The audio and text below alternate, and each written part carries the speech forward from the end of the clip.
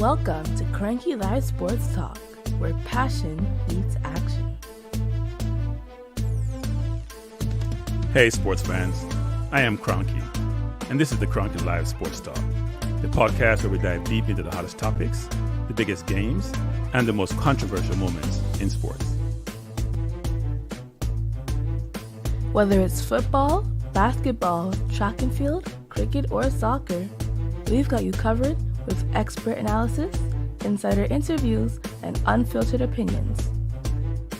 Join me as I chat with the biggest names in sports, get exclusive insights and stories you won't hear anywhere else. Cranky Live Sports Talk is where you can hear the real talk, the hard-hitting questions, and the hottest takes. So, if you're a true sports fanatic, you don't want to miss out? Subscribe now to the Cranky Live Sports Talk on YouTube and hit that bell icon to never miss an episode. Cranky Live Sports Talk, where sports come alive. Subscribe today. Good evening, everyone. And welcome to the Cranky Live Sports Talk. Bless up, Fresh God is always in the house. Hey, Fresh God, why you job now? Whatever you do for your living, we want to do it. But I do appreciate you being here. Bless up and thanks. Anthony Mack came here 2 hours early. I know Anthony asked me in the management program for the links. Anthony, appreciate you being here. Drew Ross, thanks for joining. Appreciate you. And people are going to come in. Hit the like button, man. Hit the like button and hit the, if you haven't subscribed, hit the subscribe button. Important that I try to continue to enhance this channel. I think, as I said yesterday, first of all, I appreciate you being here. Second of all, I welcome your comments. Third of all, the only way this channel is going to grow, improve, continue to thrive is with your input, your help, your perspective. So thanks for joining, and I appreciate it. My hope is that a lot of you who were on the management program took your hour off from that program, because Mannings was on for about 4 hours, refreshed. Because, every time before I come on this program, I go take a shower, put on my cologne, freshen up. You think I'm on event, I go, ready for it. And you see me have on my hat, which is my logo. I have a t-shirt on my logo. So everything have to match up. So if I'm prepared for you, you should prepare for me too also. So come with your perspective. I appreciate it. And I appreciate Stefan. I did spend some time going through, looking at what studio would look like, what logo would look like. I don't think people appreciate how much time YouTubers spent in the background, especially doing it as a hobby, trying to get things done. I know some people do it for the compensation, and that's also a good part of it because it takes some money to run the streams. But for people like myself doing it as a hobby, it does take a lot of time, much more time than I expected. I told a friend of mine today, if I knew I was going to do all this time doing this, maybe I'd go on some boards someplace. A couple of boards, much simpler. But I do love doing this actually. So again, thanks, Fresh, for the compliment. Thanks, Ted Dexter, for being here. There's a lot to talk about this evening, but I'll touch upon something first before I jump into the core of today's topic, actually, which is someone named Chorus mentioned that I only talk about basketball. So I do know Chorus hasn't been on my program or has been on the stream that much, because maybe what some people do is they click in and they click out. So they stay for 5-10 minutes. The topic is not of interest to them and they move on, right? And I would love for people to spend time throughout the entire show to hear the variety of the discussion, the topics, the comments, which best inform one's perspective as to what this program represent. I don't want the program to be just talking about Jamaica football, even though I'm Jamaican and I love Jamaican football. And those who want to denigrate, and I like to use that word a lot of time, to belittle my Jamaican credentials, me have my papers, so I'm not care what I want to say. Me have my passport, me have my citizenship document, so I can't tell me nothing. Fake Jamaican, me a real Jamaican. In fact, I see if I can go to get when I got an NHT, they give me some loan to go buy a house in Jamaica. I'll get some Jamaica money. But anyway, I'm just kidding. I'm just having some fun here. But I love you being here, actually. And I love having the dialogue with you. And that's why I do this, because I like to converse about sports, life in general, actually, but especially about sports. So people are going to come in, hit the like button. We have, call noting, we have 19 people that watch. We only have 10 like. I'm going to say, I don't know, subscribe. You know what was interesting the other day? I was checking this because, what I realized that YouTubers spend a lot of time with the like, subscribe, notification thing. So I was lucky enough to have about 6,000 plus views on the watch along I did for Jamaica. But me subscribe number is 550. That means I get one out of 10, 12, one about 15, 14 people I subscribe unless somebody viewed the channel like 100 at one time, right? I would love if I can bring that down to about 50%. 50% would be a great number. So I have 3,000 subscribers by now. I started 2,000 because some people viewed more than once. I don't know how YouTube tracks that. But anyway, I'm glad you've been here. Drew Ross asked a question about who's Simon Jordan. Simon Jordan is a well-renowned British, I wouldn't call him a pundit. He's a personality. He made a lot of money initially through some phone company he had when, cell phones were in their infancy, sold his company for a lot of money. He had bought Crystal Palace football team and somehow things didn't work out there. So he lost the team to the guy's name is slipping me now, who's the new owner for Crystal Palace. Even though they have an American owner, it's probably majority interest. Steve Parish, and Parish is the name of the owner of Crystal Palace. And Simon is a well-respected voice in England on a variety of topics. He joined TalkSports a number of years ago, and TalkSports is one of the biggest sports radio stations in the world, the biggest, I would think, in Europe, if not the world. And they cover mainly football. So they may say they are TalkSports, they cover all sports, but they give tangential perspective to other sports. But it's mainly, I'd say 90% football, right? And so he's a very influential person. Before I go any further, and Tony McCann, yeah, all right, soon come. Yeah. Oh, you're coming? Okay, so I'll put you out until you come back, Tony. I'm trying to practice my British accent, which I lost a long time ago. So I'll bring you back, Tony, when you're ready. All right. I'm gonna bring Tony back when he's ready. Tony's from the UK, actually, and I think Tony would be an apt person to have this dialogue about what we deem. The conversation is about recently we had England lost to Iceland in a friendly game. Let me know, Tony, in the private chat when you're ready to England in a friendly game. And on the cover, a lot of the tabloid newspapers, England's a lot of newspapers. On the cover, a lot of the tabloids, the major thing was about the picture you saw was Saka, right? Saka played, I think, 25 minutes in the game, was not prominent in the game, didn't play the entire game. Yet Saka face splattered the newspaper. And you can see and I actually took covers, and that's my thumbnail you see when you look at the foreground for this discussion. They plastered his name there, which seemed to want to infer that, you know what? Losing, what's bad is about not necessarily about him, but the race he is. All right, T. So T, join me. So I bring in one of my experts here because Tony lives in the UK, was born in the UK, of Guyanese descent and background. Tony's involved in a lot of social causes in the UK for a long time, even though he's a sports aficionado, love different sports. Mainly I say about boxing and football, and what some people in this region call soccer, even though it's really football. I mean, up here, not suck nobody. I play football, I kick the ball with a foot. So it's not like American football where you barely shoot field goals and kickoffs, and yet that's football. But anyway, I digress.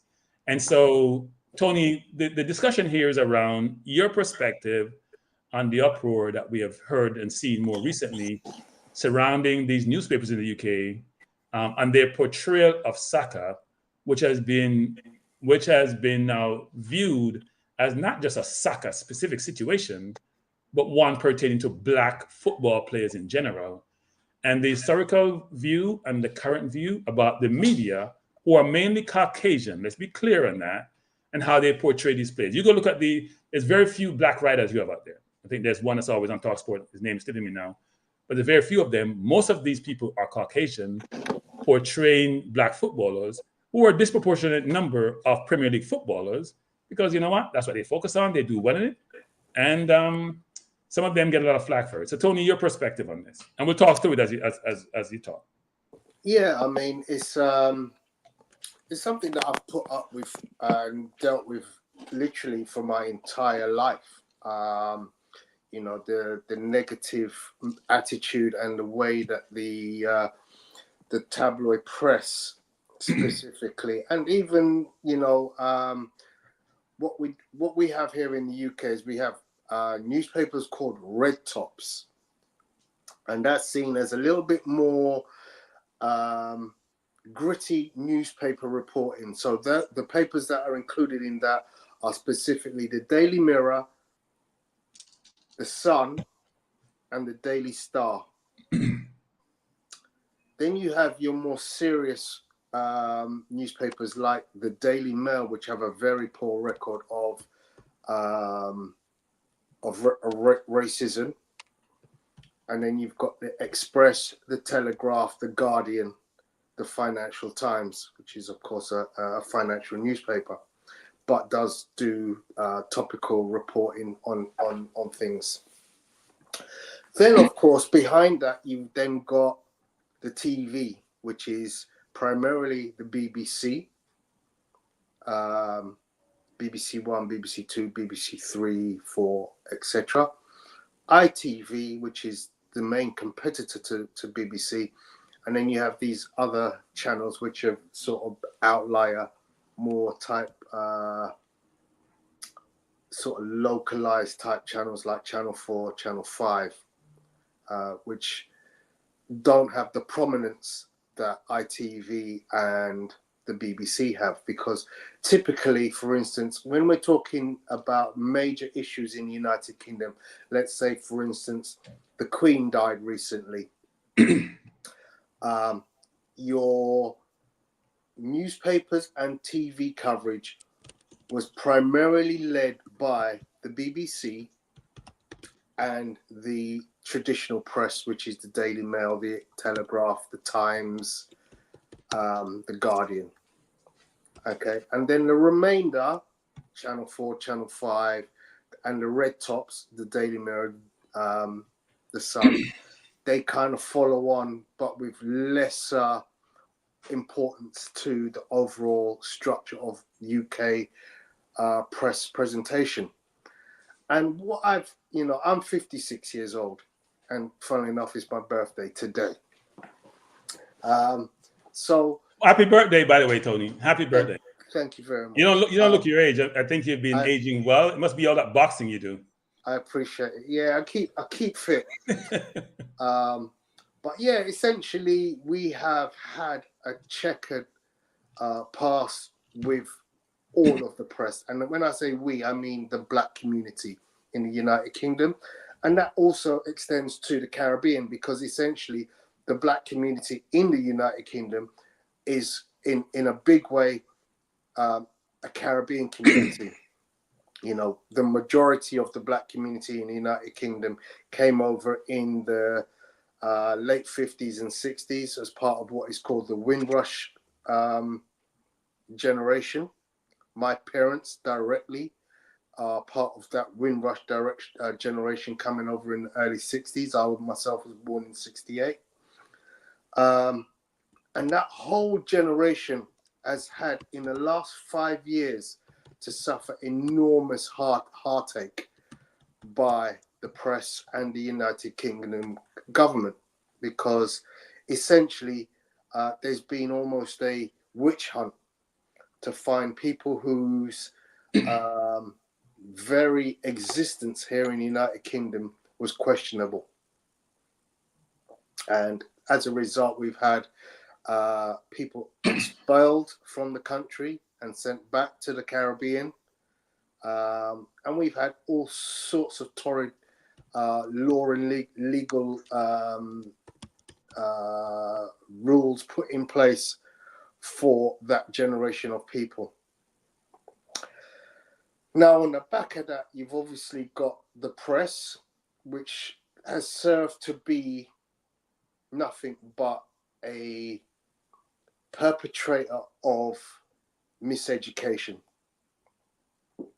you know. And obviously, you know, growing up through this, you know, the 70s and the 80s, it was very difficult to see yourself, black people, on in any positive light, either in the press or on TV.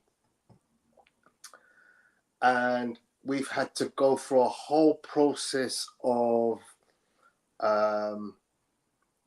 civil rights movements to be in a position where we could be given positions in the press. So 60s, 70s, early 80s, we had no representation in the press. We had no reporters for any of the general main newspapers. We had no black reporters. You know, the most significant name would have been Trevor McDonald on ITV News in the mid 80s, I think, representing black people. He was a unicorn because he was the only one. It wasn't like he came and then was followed by a plethora of other black newsreaders or reporters. No, he was on his own. And then in the press, you know, we have had nothing but a witch hunt against black people, in that everything that we read about black people has been negative.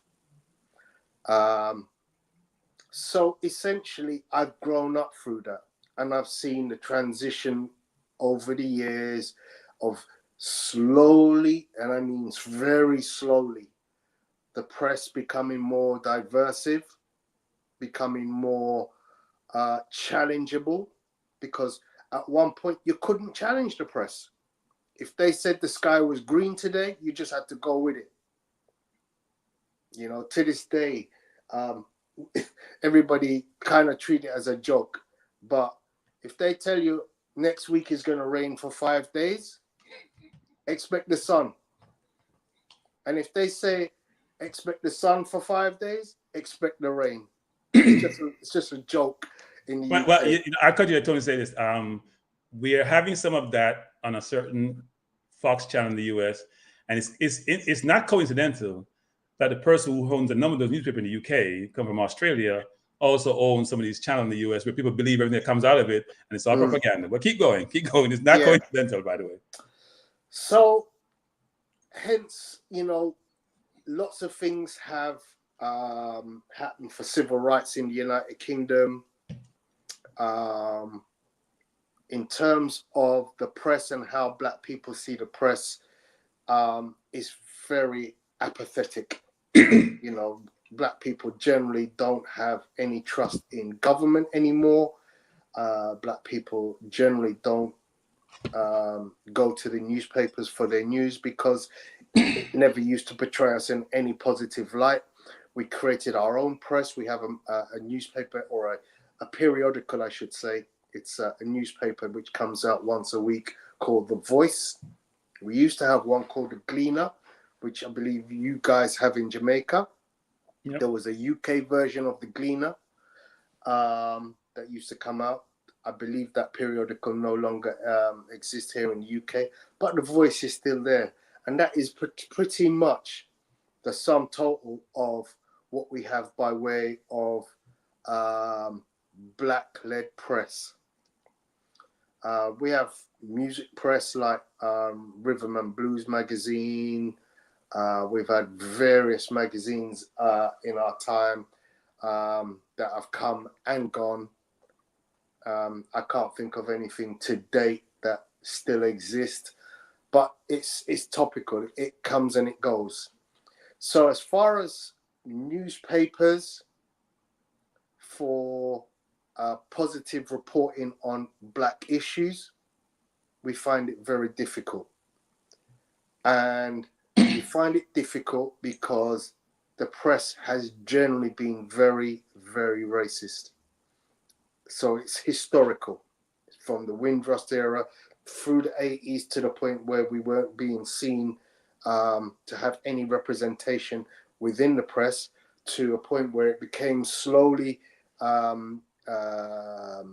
available to us, but we still deal with, racist reporting. We've had so many incidents. Of course, the likes of George Floyd happened here in the UK. George Floyd in the US can be mirrored by cases like the Mark Duggan killing here in the UK. We had another one recently.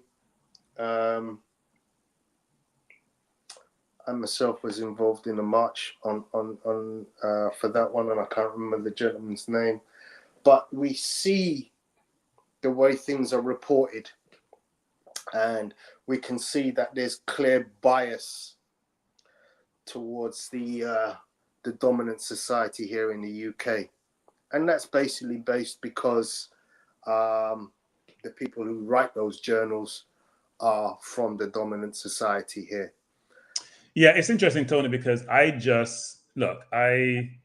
read a lot.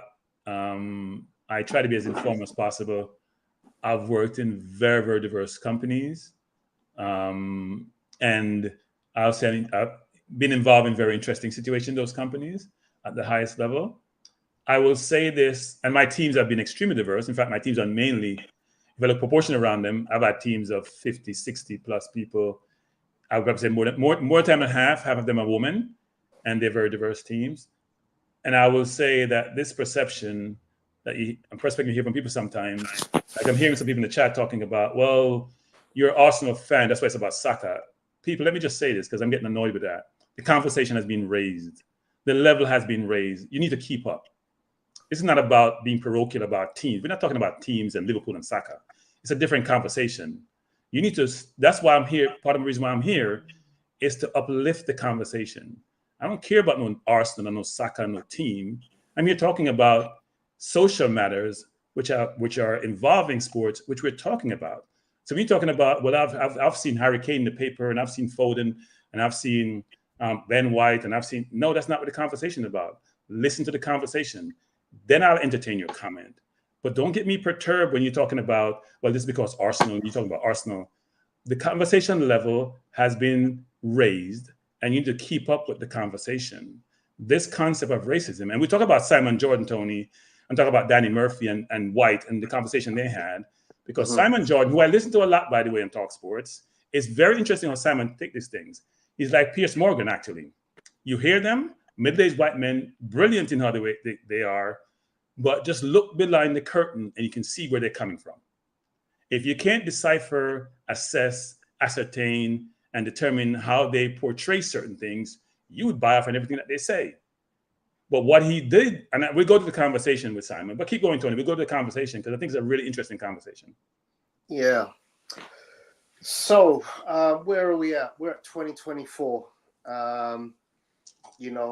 For Black people in the United Kingdom, we've had this consistent battle to gain acceptance, to gain equality, to gain equity. And there are those who will basically go, okay, I know what UK is. I'm just going to get on and do me. And that's understandable because people want to just live a good life and have the best that they can. And, to a number of, to the best of my knowledge, the UK is still a high standards country in a number of areas, a land of opportunity.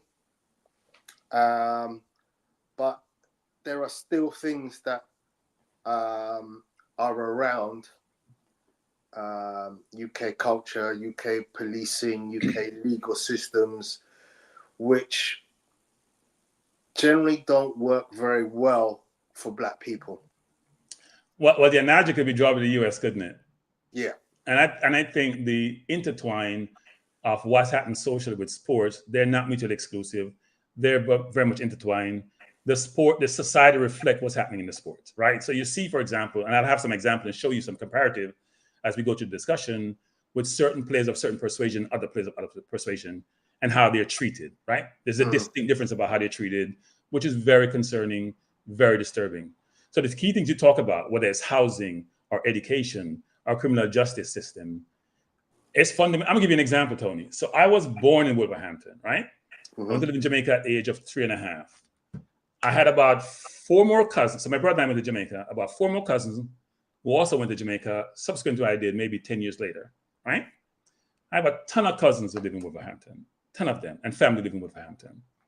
If I do a comparative between the people who migrated from the UK, me and my other cousins, my brother, and those in England, and how we have done economically and otherwise, educationally, there is no comparison. That's why I'm so glad I grew up in Jamaica and not in the UK. We do a comparison. Someone can say, well, that's a small synopsis of this and does represent. No, I worked in the Wall Street equivalent in the UK. There are no people like me. Except no Africans are coming in. There are no West Indians there. And I always opened my eyes and said, this doesn't make sense to me, right? What happened to the education system in the UK? Why my cousins in Wolverhampton, who probably even have more opportunities financially than I did, because my dad used to provide resources for us. I grew up in Jamaica, where the system there is a more egalitarian system. If you go to the regular public schools, when I was going to school, they teach you to learn. They're not babying you. And if you want to learn, you learn, right? And we learned a ton, and we did well, all of us. In fact, some have moved back to the UK and done really well. But if you do that comparison, there is no comparison.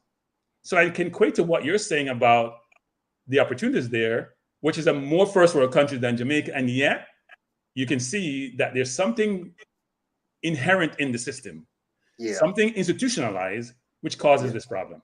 Correct. Yeah. So, going to the press and charting the issues, I kind of hopefully have built a picture of the fact that this is nothing new. This is something that has been going on for quite a long time and has lots of individual things that affect the dynamic of why we are where we're at. A typical saying that I teach to my children, especially in the 100 Black Men of London, which is a Saturday school for Black children, is you won't know where you're going unless you know where you come from. And, without that knowledge, which I have gained of understanding the press, how it's formed, who are the players, most people might not know who Rupert Murdoch is, and how much control he has globally. He's probably one of the most, if not the most powerful person in the world. Yeah. Without a doubt. Not even close. Yeah. Even more powerful than a lot of presidents and prime ministers. That's right. Yeah. So, it's important to understand that has a huge swathe of power over what is reported and how it's reported. And generally, who is employed? People like Piers Morgan was a one-time Rupert Murdoch employee. Yeah, was very young then, but very smart. Yeah, and famously went through hell because of things he did with his newspaper, Mirror Group, that forced him out. Yeah, I mean, they're the ones who recorded people, right? When they tracking people on their phones and tapping them. Right. Yeah. Yeah. So famously, the Mirror Group, which Piers Morgan was a head of at the time, or one of the heads, was famously found to be recording royal conversation illegally, and then using that to provide salacious stories in its newspapers. Yeah, we also saw with Pierce where he got turned on by the prince's wife, right? And she rejected him on a date and went on a date with the prince, and he didn't stop bashing her, and he got fired from one of the TV stations because of that, correct? Because correct. of how negative he was on her, taking it like personal and saying how dishonest she was. Maybe she didn't fancy him, but somehow he took that personally and was just beating her in the press. And people view him as credible and leverage and follow him and believe everything he says. And I just canceled my subscription to New York Times after I can't tell you how many years. You know why? Because I didn't like how they covered the situation, what's happening in Gaza. I think they were as biased as you get. And I always view them as an alternative to the Wall Street Journal or even the Washington Post, for example. And I just got rid of my subscription because I'm like, where am I going to get my news from? I thought they were liberal, more independent. But if you watch how they cover it, you're just like, I cannot believe this. There is no independence there. And the question that you ask yourself is, we have to create our own press. We cannot trust the press. And that's why YouTube is a more safer space. And some people in the space don't take the responsibility that they should in what they broadcast and what they provide. But it's a much safer space than the traditional space who manipulate us day after day. And I'm not a conspiracy theory. I can show you stories where you scratch your head about what facts are and not facts from papers who you view as authentic and credible. Yeah.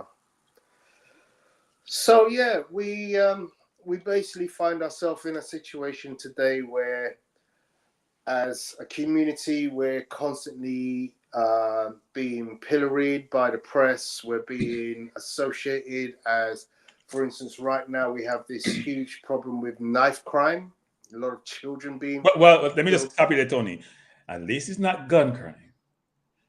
It's the lesser of two evils, because the gun thing is right. It's lesser of two evils. It is, but you have to recognize it for what it is for us as UK residents. Gun crime to us would be an absolute abhorrent situation. We have knife crime, for which it's been labeled as almost a black crime, because in inner cities, specifically certain parts of London, where the demographic is high population black residents, a lot of that crime takes place. But let's not get, what's being promoted or what's being given as a narrative is in fact not 100% fact. I mean, Glasgow in Scotland had a worse knife crime problem than London, much worse. And Glasgow is predominantly white. Yep, been there. Been to Edinburgh. I was at Glasgow. Been to Scotland, And there are places up in the north of England, Manchester, Liverpool, where again knife crime has been extremely high. London has its issues, but what they're not doing is saying there's a socio-economic reason for knife crime. It's not a race problem, it's a socio-economic problem. And hence why I work in a school where the children have issues based on their socio-economic conditions, not based on their race. I have black children, I have white children, I have Asian children. Yeah, but the common factor is not race, it's social economic conditions. Children who are living in abject poverty, children whose parents are, unable to provide for them safety,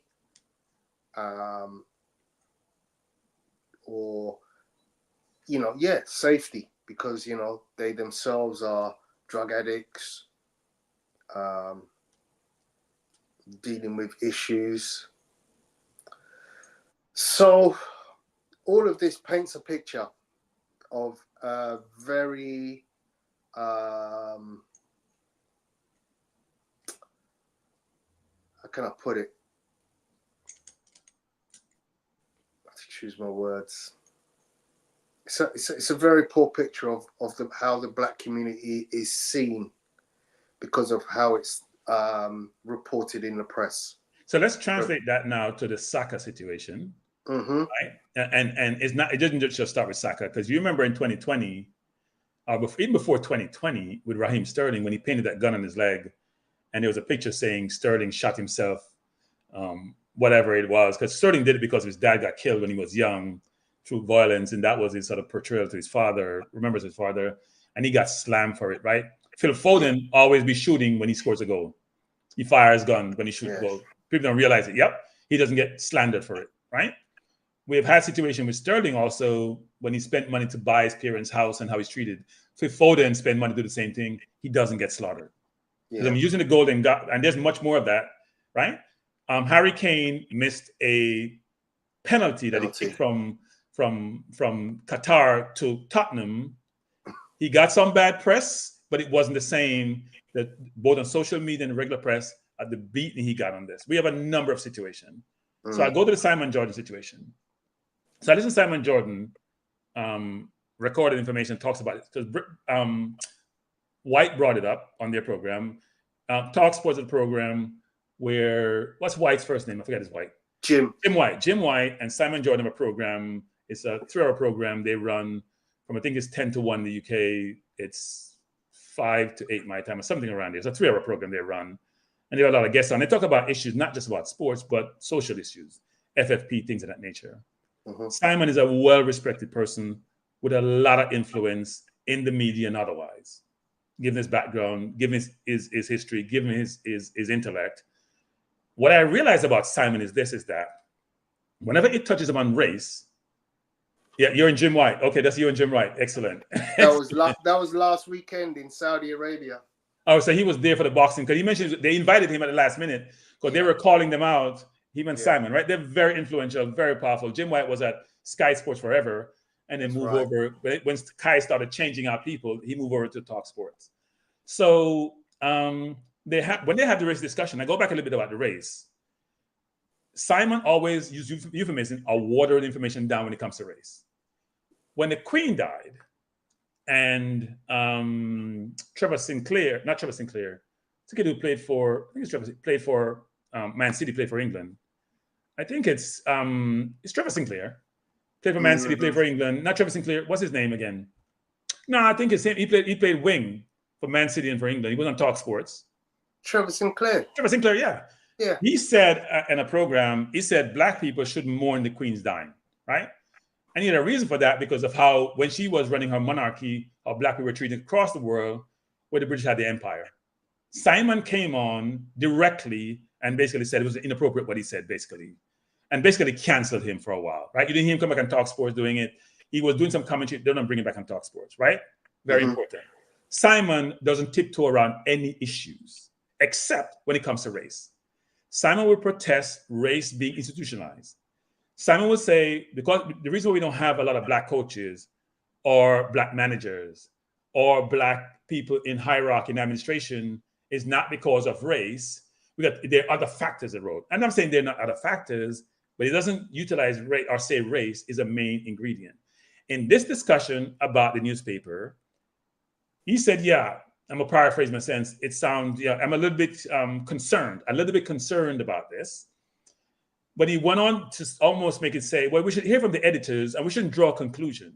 Now, this is a man who draws conclusions and think 24/7. This is a man who goes in hard and everything 24/7. When it comes to race, that conclusion, that drawing inference, that being direct, all of a sudden gets watered down and it's all euphemism, right? He did it with Trevor Sinclair, where he blasted Trevor. When is Trevor supposed to say we shouldn't support the Queen? When, before she was alive and he go mention her being dead? After she's dead, when he say you're going to blast the woman? When does he express his view? And he always says, well, people should be allowed to express their opinion. But no, Simon, you blasted him because of this. And now you have a problem with someone saying, you know what? 3 main newspapers having Saka on the cover, who missed the last kick in the Euro against Italy. It sends a message. They bust what they meant to do. Why would 3 newspapers have the same person's picture on the cover when he played 25 minutes in the game against Iceland? Does it take brain surgery to draw that conclusion, to draw that perspective? Really?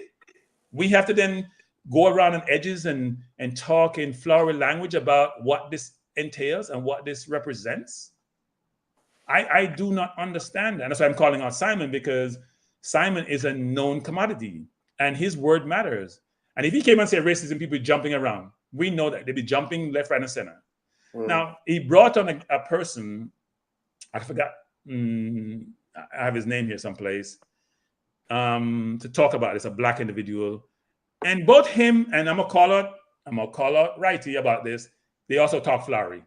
Righty's talking in coded words and not being direct. There's sometimes in life you have to be direct.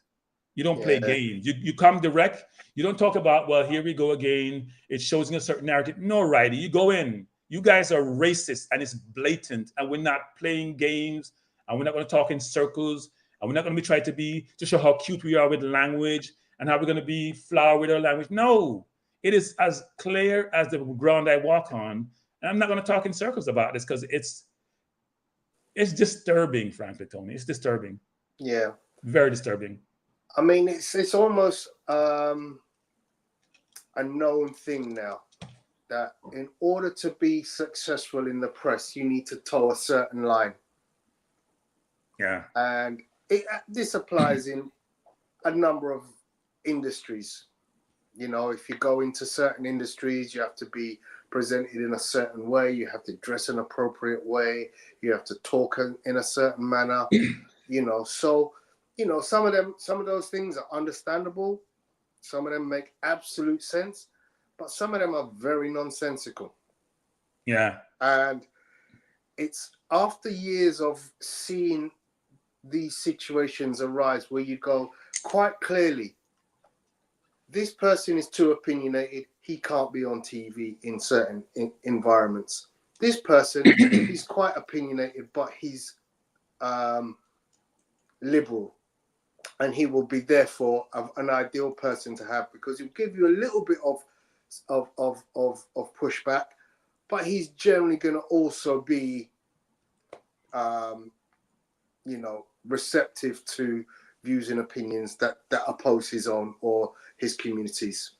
So let me respond to Jason Gunnar. He said, this is interesting, Michael Jordan played the game perfectly, and look at him now. Yeah, and I have no respect for Michael Jordan when it comes to social matters. I have more respect for Colin Kaepernick than I do for Michael Jordan.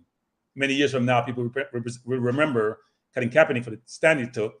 They remember Michael for taking no stand. You can have all the money in the world. At some point, you have to represent something. Sorry. You can be a billionaire and live in your history and live amongst yourself. I know he gives money to charity, but who you see talk about Michael Jordan in his glowing terms about any social issues, social matters, things that really matter in life, except he makes a lot of money and is a great basketball player. Really? They talk about Charles Barkley much more. It's very, very controversial, but he's seen and known. Michael can play the game he wants to, which is, I don't want to be seen. I sell a lot of sneakers. Who cares? I don't think about Michael Jordan. I think about Kaepernick. I think about people who represent me and who I am and who my people are, where they're trying to go and trying to get to, and try to break down these barriers. I don't think about Michael Jordan. So this concept of him playing the game, play the game all you want, Michael. But other people are still going to make money and still be relatable and still matter. Because if you play the way Michael do it to me, you don't matter. Hate to be that direct, but that's how I view it. Now, you know, Tony, here's the view, Tony, which is when I hear Jim White and Simon Jordan talk sometimes, here's what I hear. If Sterling gets abused with racism at a Chelsea game, which is a fact, if they're abused in other forums, you know what I hear? It's a small minority who does this. And I have no idea how to define what a small minority. To have 80,000 people and 20,000 challenge racism and racist things, is that a small minority? What is a large minority? Is there such thing as a large minority? So those languages which are not relatable to me and makes no sense, it's confusing. They always try to negate it and play it down because it relates to their persuasion about these things. And I'm so glad I retired so I can talk more freely, because when you're in a corporate environment, maybe I get what Riley's saying, it's a bit more difficult. I have these conversations, but mainly in the workplace, right? Not in a public forum, because companies are concerned about how you portray them. But I always have these conversations in the workplace. Difficult conversation. Very. And I've always told people this: be comfortable with the uncomfortable. Yeah, I agree 100%. Which is why I've, been around a number of organizations in my life, and I've ended up in education, because to me, education is the one place you can potentially make a difference to the mindset of people, and especially our younger generation, to prepare them for the ills of society that are getting greater. Obviously, our children now have the problems of dealing with social media and the issues that brings, including the likes of AI and information, disinformation. Right. Critical thinking is perhaps the most important aspect of the 21st century. And you're right on that, actually. In terms of attributes and things you need to have, and here's a problem, Tony, which I realize. So I use ChatGPT a lot, right? I'm getting frustrated with it. I may cancel it because I don't like it. Gives you a lot of inaccurate information. but chat, we don't control chat. Chat doesn't represent us. It's not written by us. It takes perspective from someone else with a different experience than we do. So what you may look for that pertains to you, you can't find on chat. In fact, most of these things, that's where we're struggling, Tony. We're not in the conversation. We're not in those forums. We're not in those rooms. We're not in those institutions putting our input in and saying, no, that's how we interpret this information. Or that this is viewed. We don't have that insight, that input. So what you get out of it is from somebody's perspective, not your perspective. So you're lost in that. You're not represented at all.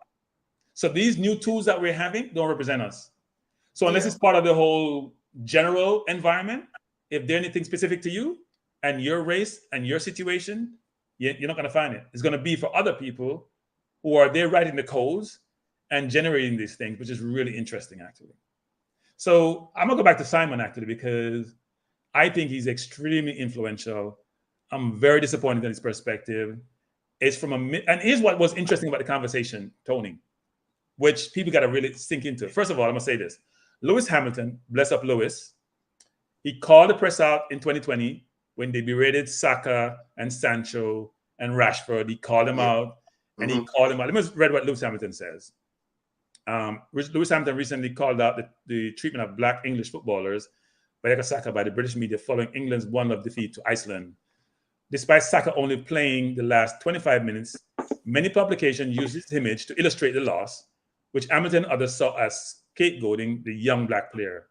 Hamilton shared a post on Instagram criticizing the systemic vilifying and endemic racial discrimination of black players by the British media. The post stated, "We need to hold the English media accountable for systematically vilifying black players. The constant scapegoating of black players needs to stop. This echoes racist abuse Saka along with Sancho and Rashford had in 2020. So what the article is basically saying is that what Hamilton is saying, this is another example of where the British media is scapegoating black players. What do you think there's collusion, Tony? Because how could 3 newspapers have the same person on the cover when that person played 25? Why was Harry Kane on the cover for missing a sitter in that game? Why wouldn't that be Harry Kane causing the 1-0 defeat when he missed that sitter? Why is it Saka who played 25 minutes, wasn't significant in the game? Why use Saka? Or because Saka missed the last penalty at the Euro. So let's say here we go again with Saka. There's a hidden message in that for 3 newspapers independently, supposedly, putting his face on the cover. Yeah, I mean, you just don't know how these organizations work.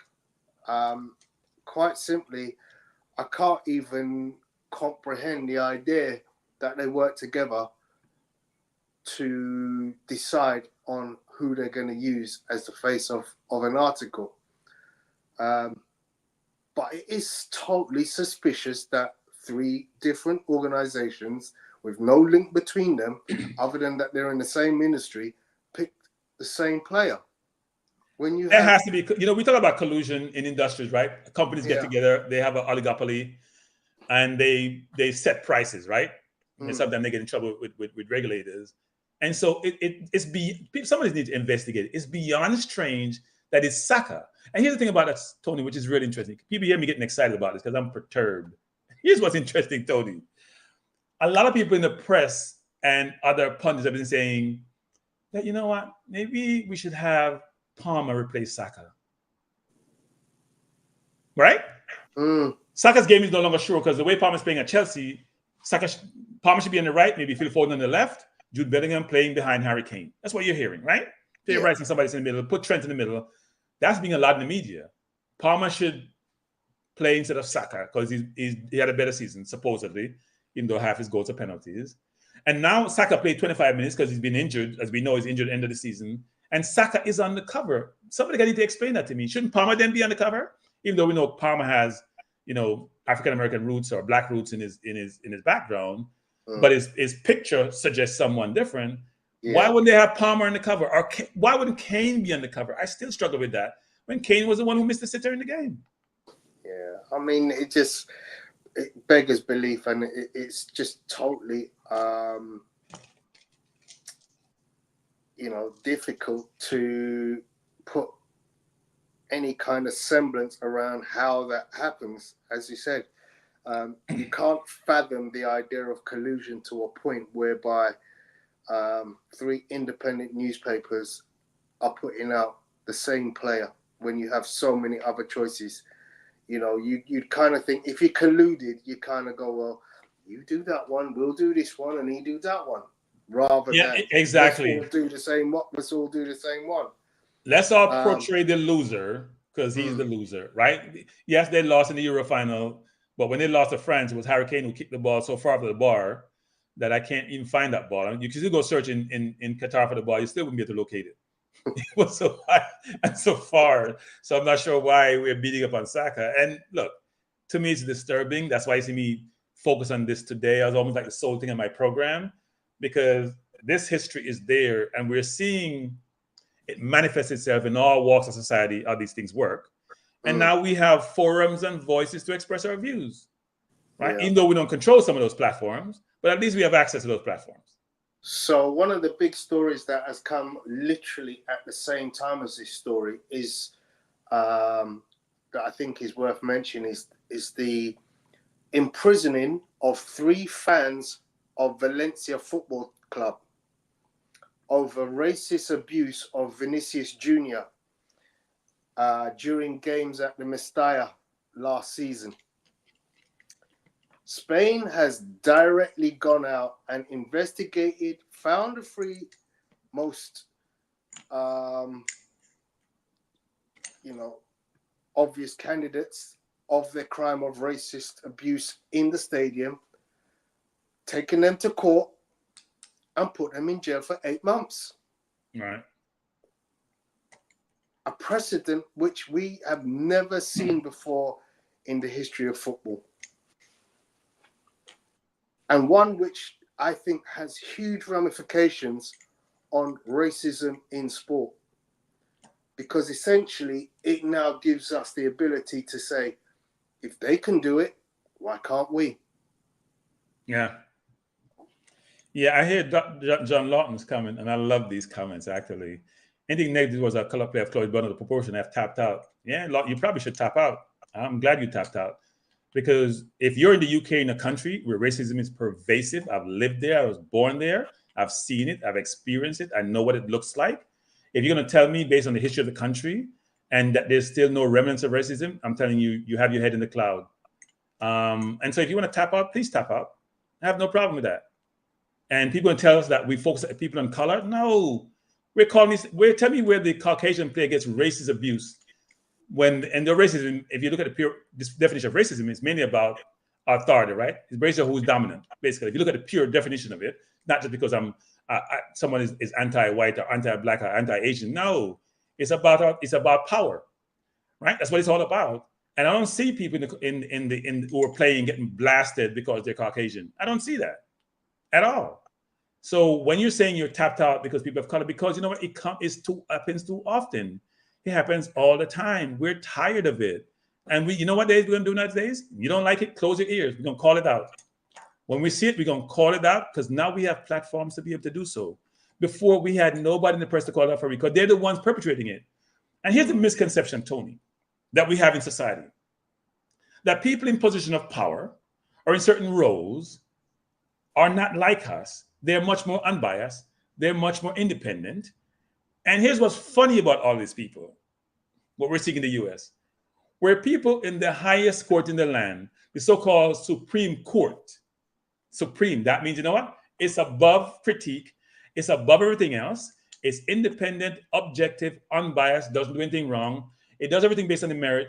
We're finding out when they do an investigation nowadays that people like Alito and Thomas are not really above what we expect to be. They're not utopia. They're actually much worse than the man on the street, frankly, in a lot of different respects. They take perks, and if you work in Wall Street, for example, people, and you give more than $100, it's a problem. They're taking trips on private jets. They're getting their nephews' things paid for. They're getting free house. They're getting a bunch of stuff, and they have no, by the way, Tony, they have no policing. They're above the law. They're the law. They're supposed to be interpreting the law and provide perspective. They are above the law. And no one can change that. Not the president, not Congress. They refuse to be policed.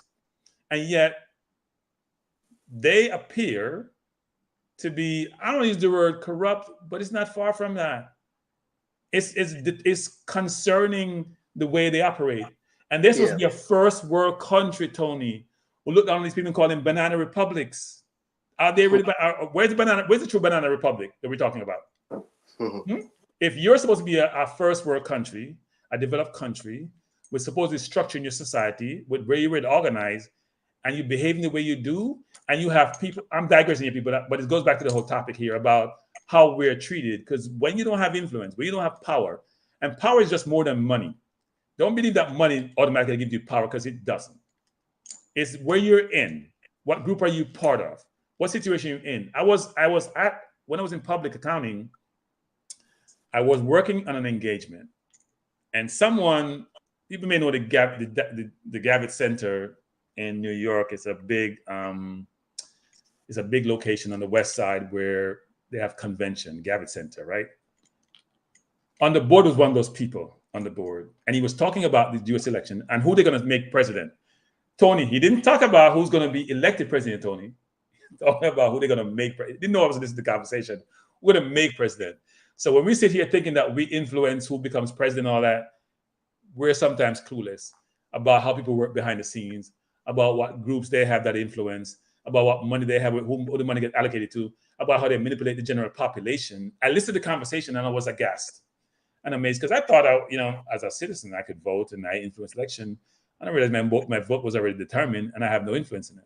And when they have someone who they bring up who he said himself, sexually assaulted a woman. He's been tried for it and convicted. I'm not saying convicted for it, but not in the criminal court, but in the civil court. He's done a lot of bad things and he still becomes president. Then I lose all respect for these institutions. I'm sorry. And I then realized why my people, when people like John here talking about, here we go again, you pulling the race card. You may not be black actually to experience some of these things and see it and understand it. And if you don't, go learn. Don't just read the normal newspaper and stuff that people are writing who have influence to write. Assess your environment. Maybe you don't live in communities where these things occur. Maybe you should, because it's frustrating. I know this is supposed to be a sports program, people, but I keep telling you this. Sports and society are not mutually exclusive. They're intertwined. Your view, Tony? Yeah, I mean, I can't disagree with anything you've said. It's literally a case of how deep do you want to go in terms of understanding world economics and world sociology, because all of these factors play a factor.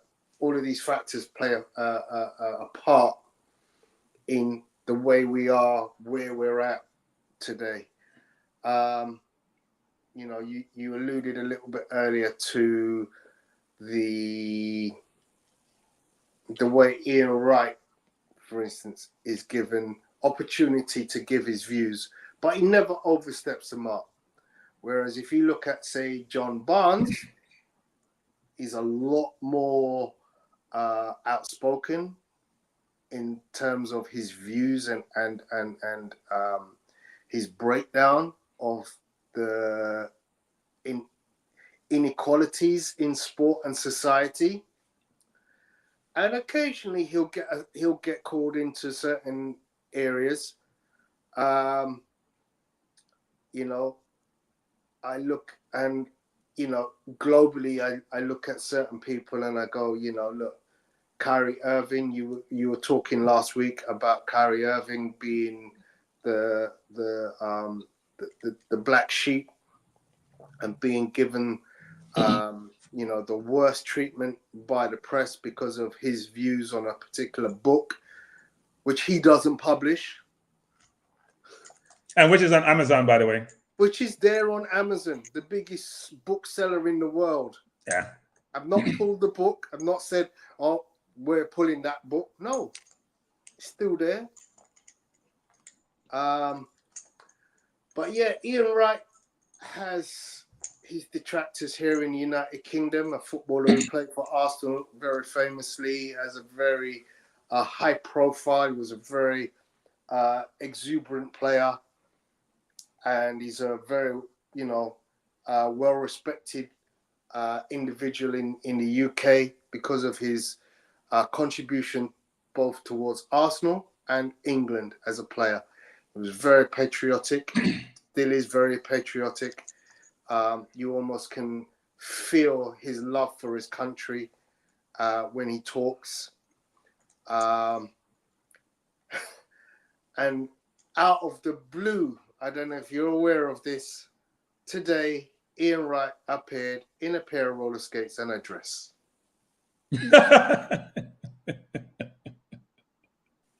Ian Wright, look, I know the Ian Wrights of the world, right? And I don't bash them sometimes because I've been in their environment, right? I've worked in the corporate environment for a long time. When I first started in public, I started with a class of about 150 people at a Big Four accounting firm, one of the largest firms in the world. We had 6 blacks in my class. 5 of them were from the Caribbean. And here's what happened in those environments. The Asians would link together. Like you have cliques, right? The blacks would link together. So whether you're Chinese, and don't class Asians at all. Indians, Chinese, Vietnamese, people link together in their groups, and Caucasians, right? We're the only group who get called out about how we're cliquish. Nobody else got called out. We were so obvious. I'm not sure because our colors are so pronounced. I really didn't care, Tony. If I was living my life that way, you can call all you want. You can't stop me from associating who I want to associate with and who have the same background. I mean, I'm going to do my thing, right? And it served me well because that's how I live my life, and I'm not compromising on certain things. I compromise on other things, not compromise when it comes to my people. And when I hear people like John talking, I have to laugh because sometimes they haven't been there, done it. And I don't like to play the race card. I think sometimes we do play the race card, especially in the corporate environment. We don't put in the work and the quality of the work, and we expect to get the benefits, and it doesn't work. But I see Ian Wright like O.J. Simpson. He's a bad analogy. And hopefully, nothing bad happened to Ian, but that's O.J. played the game for a long time, forgot where he came from, and came back to bite him. Right? I mean, we see people like that. And I see people like Stephen A. Smith. I know where Stephen A. Smith is coming from. It's very difficult, frankly, to operate in those environments. He tried to be as supposedly as objective as possible, but he called out his people from his own discipline, from his own persuasion, that he would do some others. And he called them out hard. He was blasting Kyrie. He blasted so many people, and he would protect Caitlin Clark. He protect Caitlin, right? That's how it is. Because then you're appeasing those. And even though he makes a ton of money, and someone can say, he's like Michael Jordan. He's making $10 million a year. Jordan's a billionaire. He works for them. Yeah, but do I have respect for them? Nah, my respect lessened. Now, do they care? I'm sure they don't care about my respect for them. But I prefer respect other people who are going to speak their mind and speak out in a professional way, not to be derogatory, not to be dismissive, but in a way that says, you know what? This is a problem. It needs to be addressed. And I didn't appreciate how Ian Wright addressed this, actually. I thought Ian missed the boat on that. And Ian is always trying to be politically correct. And sometimes, to me, it doesn't work. As you say, John Barnes has a different background, right? He's Jamaican, went to England at the age 12. Father was in the military. So it's a different construct for him. Informed, educated differently, have probably a broader perspective on life than Ian probably. And Ian's background, actually. But I'm not to blast Ian, because I respect Ian, but I think Ian sometimes misses an opportunity. Lewis Hamilton does this, right? Lewis uses his platform at the head of the, a major person in sport to speak his mind and speak it directly, so there's no ambiguity in terms of what he's saying. None. Yeah. So, you look at people's comments about Michael Jordan. So we have people in society who are going to be active in their activism against racism.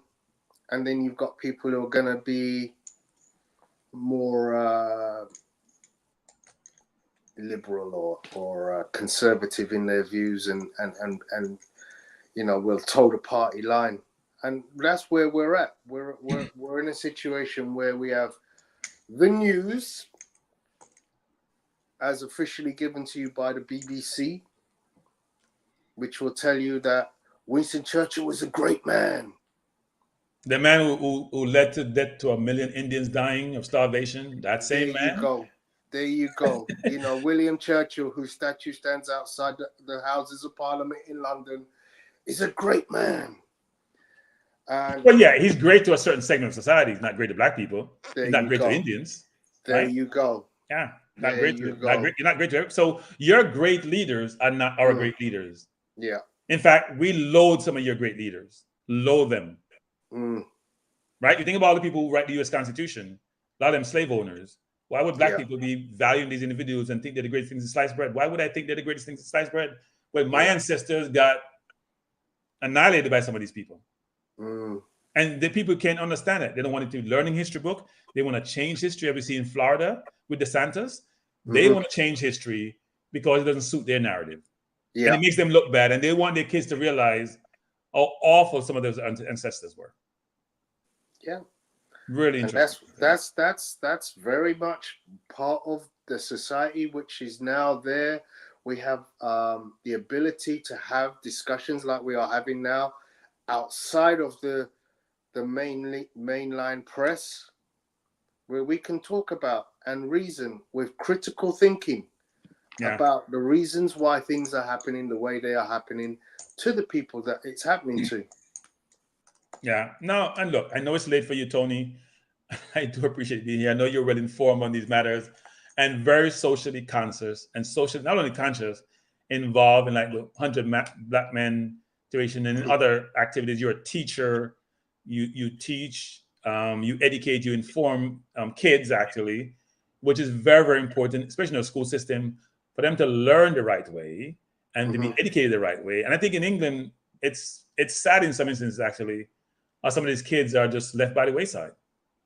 They're not probably reflective in the United States that, you know, the education system is a 400-500-year-old system that was designed to produce workers to work in factories and fields, etc., has not changed in 400 years. Yeah. You know, the core aspect of education is very same. And here's what's interesting, Tony. I'd be curious to know, because you mentioned the sad situation with knife crimes in the UK, right? And we have the same problem here with guns in the US. You go to Chicago and the South Side, any given weekend is 10, 12 people getting killed every weekend. Doesn't change year after year after year. Nobody does anything about it. What's the educational levels of people? I would love to see that statistics, which I heard about St. Louis once, where all the murders committed in St. Louis in a given year one time, is my understanding, I haven't checked on the facts on this, was done with people who had less than a high school education. So you can see the relationship between how one's educated and propensity to settle your dispute in a violent manner. I'm always saying to people, which is, yes, we all have tempers, we all get upset, but in certain situations, you want to make decisions, you're going to have positive outcome, and the less education you are, the less educated you are, the less you're going to make a good decision that results in a positive outcome.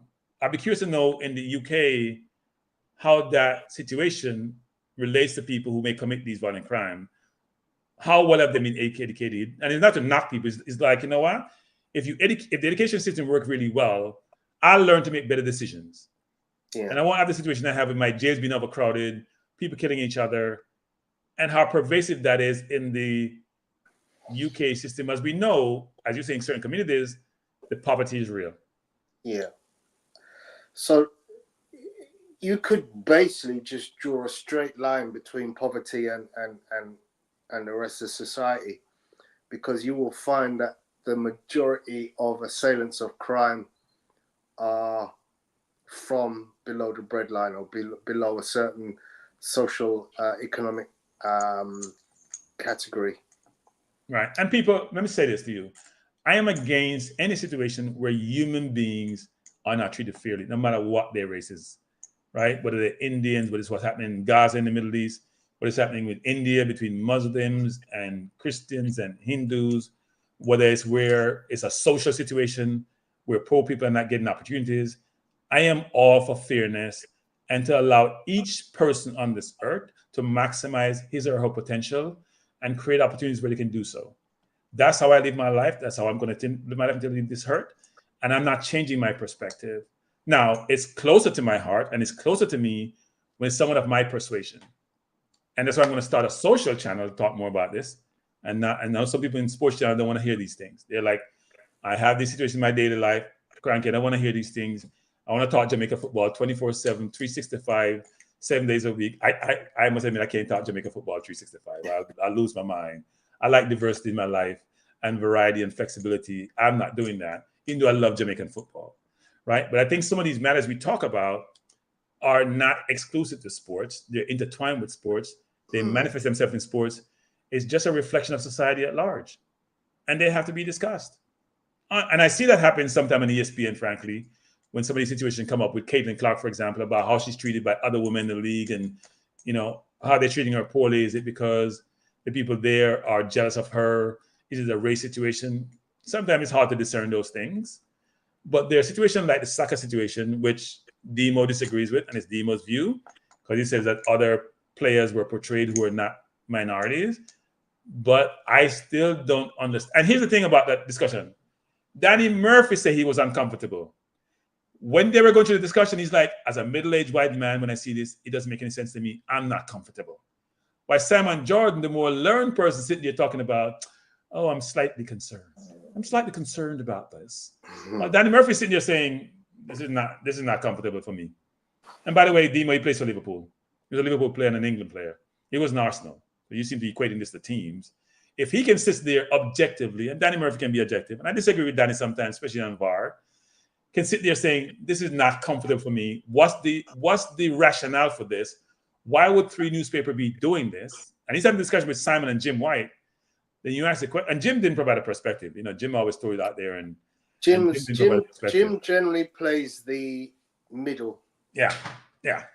But Jordan, who I expect to jump in on these things full blast, was on the sideline, on the fence, vacillating, not putting his foot in deep, and said, you know what? He was like, I'm slightly concerned. Maybe we need to engage editors as to how to. No, Simon, it's 3 editors for 3 newspapers. So there's a person who write the article, there's the editor who reads it, and from a perspective, and the newspaper will then publish it. All these people in all these newsroom are making this decision on the same person for the same situation based on what they need to be, what the public needs to know. And the thing that even more baffling is, since George Floyd, every company's D&I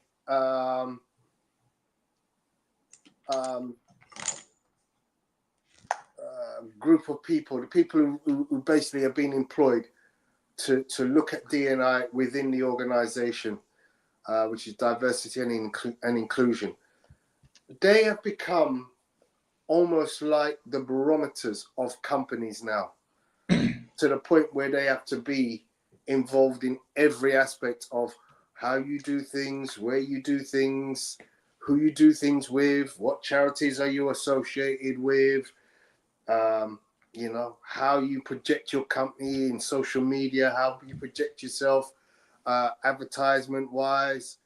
So it seems to me, like you guys in America are definitely seeing this.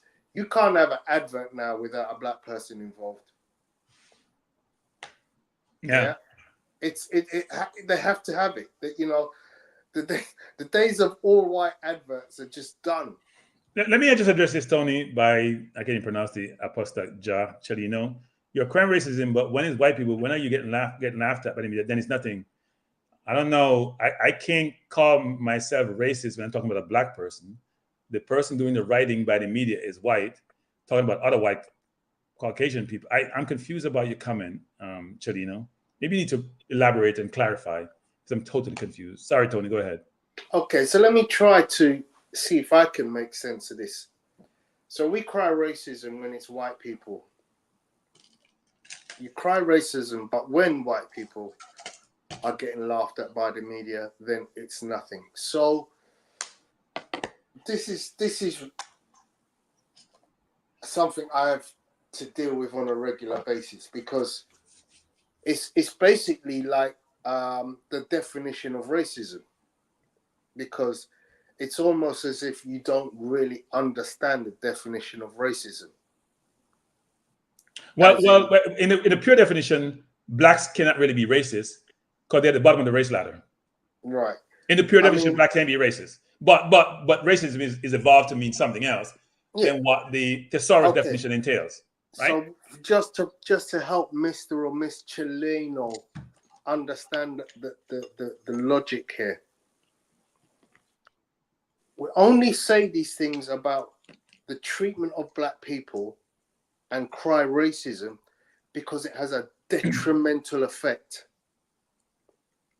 Now, if I call Donald Trump a racist, it's not going to have a detrimental effect on the white race. It's just another white person who has very strong views on whatever he has. There's no detrimental effect. It's not going to affect housing. It's not going to affect the legal system. It's not going to affect the way that white people are perceived in the press. It's not going to affect, your economics. It's not going to affect your job opportunities. It's not going to affect your education. Things are not going to change. They're not going to be affected. The reason we have racism and we understand it separately as black people is when you do things against black people, there's a cause and effect. And that cause and effect, in many cases, is detrimental for black people. You can't say the same. Caitlin Clark being treated the way she's treated doesn't have a detrimental effect overall for white people. White people are the majority. Yeah, they have what is called white privilege, and you don't see those privileges replicated for black people. Now, I'm not saying black people can't go to university and study. I'm not saying that we can't live in big houses, because clearly there's a significant number of people who have ascended to high status in globally, but more so in places like America, which have had to go through this huge change with civil rights to allow black people those rights. Because in certain people's lifetimes, you didn't have a right. You go back 80 years, that's not a long time. That's within certain people's lifetime. You didn't have the right to be in a restaurant with a white person. Yeah? You didn't We have had the Jim Crow in right the US, to separate but ride equal. on front of a bus. Right? Yeah. In people's lifetimes. So when you go through that and you understand what it is how things can affect you, then you can cry racism, because you understand that it still has a definition to this day. Yeah? We don't hear about Breonna Taylor in the white community. I don't hear police run up to the door of a house and shot the whole house up and killed a white person in the bed and then realized they got the wrong house. And also, Tony, don't necessarily get prosecuted a lot of times, actually. They don't get prosecuted, right? We saw the black person in Minnesota who killed that Caucasian lady from Australia. He went to jail. He was a police officer. Shot her by mistake at night. He went to jail for a long time. Some white officers go to jail, but it's not always the norm. Here's the thing with Tony has changed over time.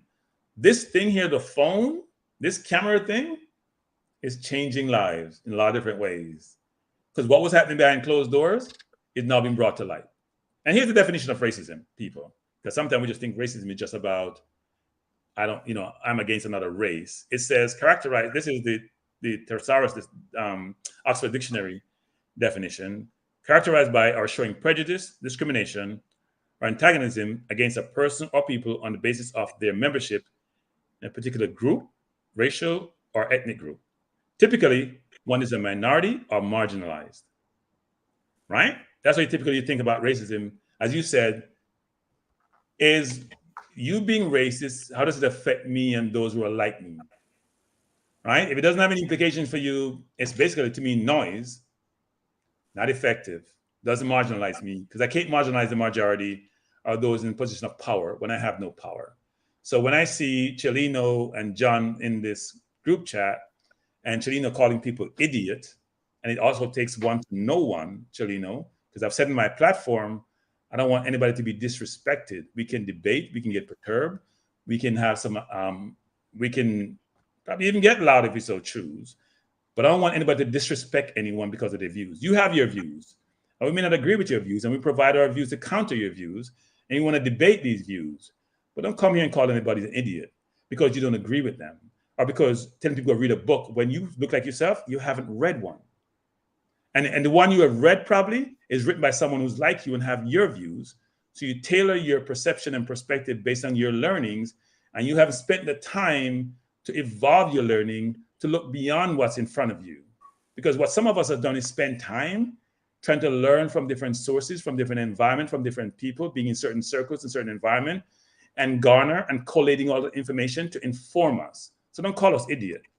And frankly, I don't welcome you on my platform. Other person, I have one person on my platform, and people like you are calling people idiots. You can come here and debate all you want. And my view may not align with your view, because we all have different opinions and different experiences. But don't come here calling people idiots because they don't agree with you. It's not appreciated. Sorry, Tony. I had to get that off my chest. No, it's a perfectly said statement. You know, we are very respectful in our discussions. You know, we don't always agree on the same things, but we never get to the point where we use idiotic mindsets to demean one another for the sake of trying to win an argument. And we have heated discussions. Yeah. Like we disagree and just emphasizing our voice. We do that on platforms in front of audiences. We're not disrespecting each other. We're not calling each other idiot. You don't know what we're talking about. You're a fool. We don't use those words and terminology because we have respect for each other. And it should be every one of us, no matter your persuasion, having that same level of respect. Now, Phil B is saying, Cranky, what do you think of Indians taking over everywhere? Now, that's an interesting question, Phil. I don't know what that means, taking over everywhere. You're talking about in Jamaica. You're talking about the globe. Look, India has exported 80 million Indians. The thing about Indians is they spend a lot of time focused on education, education, education. Now, if someone is showing meritocracy, and they've had challenges just like a lot of different races, right? They have gone out, educate themselves, and are doing well. Indians have the best average compensation in the US at $100,000 per year. And certain Filipinos are similar. And you know, Philippines is a challenged country. So if you look at the statistics and how it works, because the more educated ones who come here, they have done well economically based on the quality of the work and how hard they work.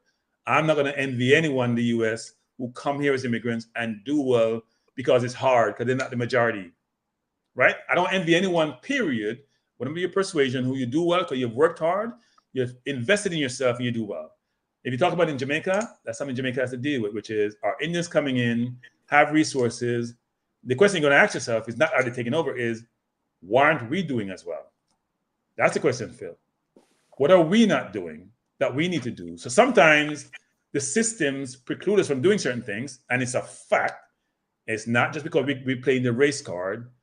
But I think there's some obligation on our part to do more. We have to do more. We have to invest in ourselves more, our communities more. I'm always saying this in my community. I don't see people like me running businesses. And when you spend $1 in a business, when the money leaves your community, that's $1 gone. If that dollar circulates, it becomes $10 in your community. That's how life works. And you don't tend to realize that, the economics of how things work. I even talking about this Dr. Umar, whatever the heck his name is, and using him as barometer about us. He talks a lot. But he also is trying to build a school for the last 10, 15 years. And every time somebody asks him about that damn school he's building, he can't equate for the money that he's collected. And we have comment in our community also, who I have no time for either. So if you hear me getting angry about certain things, it's because as you get older and you realize things, you get frustrated. And some things you can't change, but you can contribute in certain ways.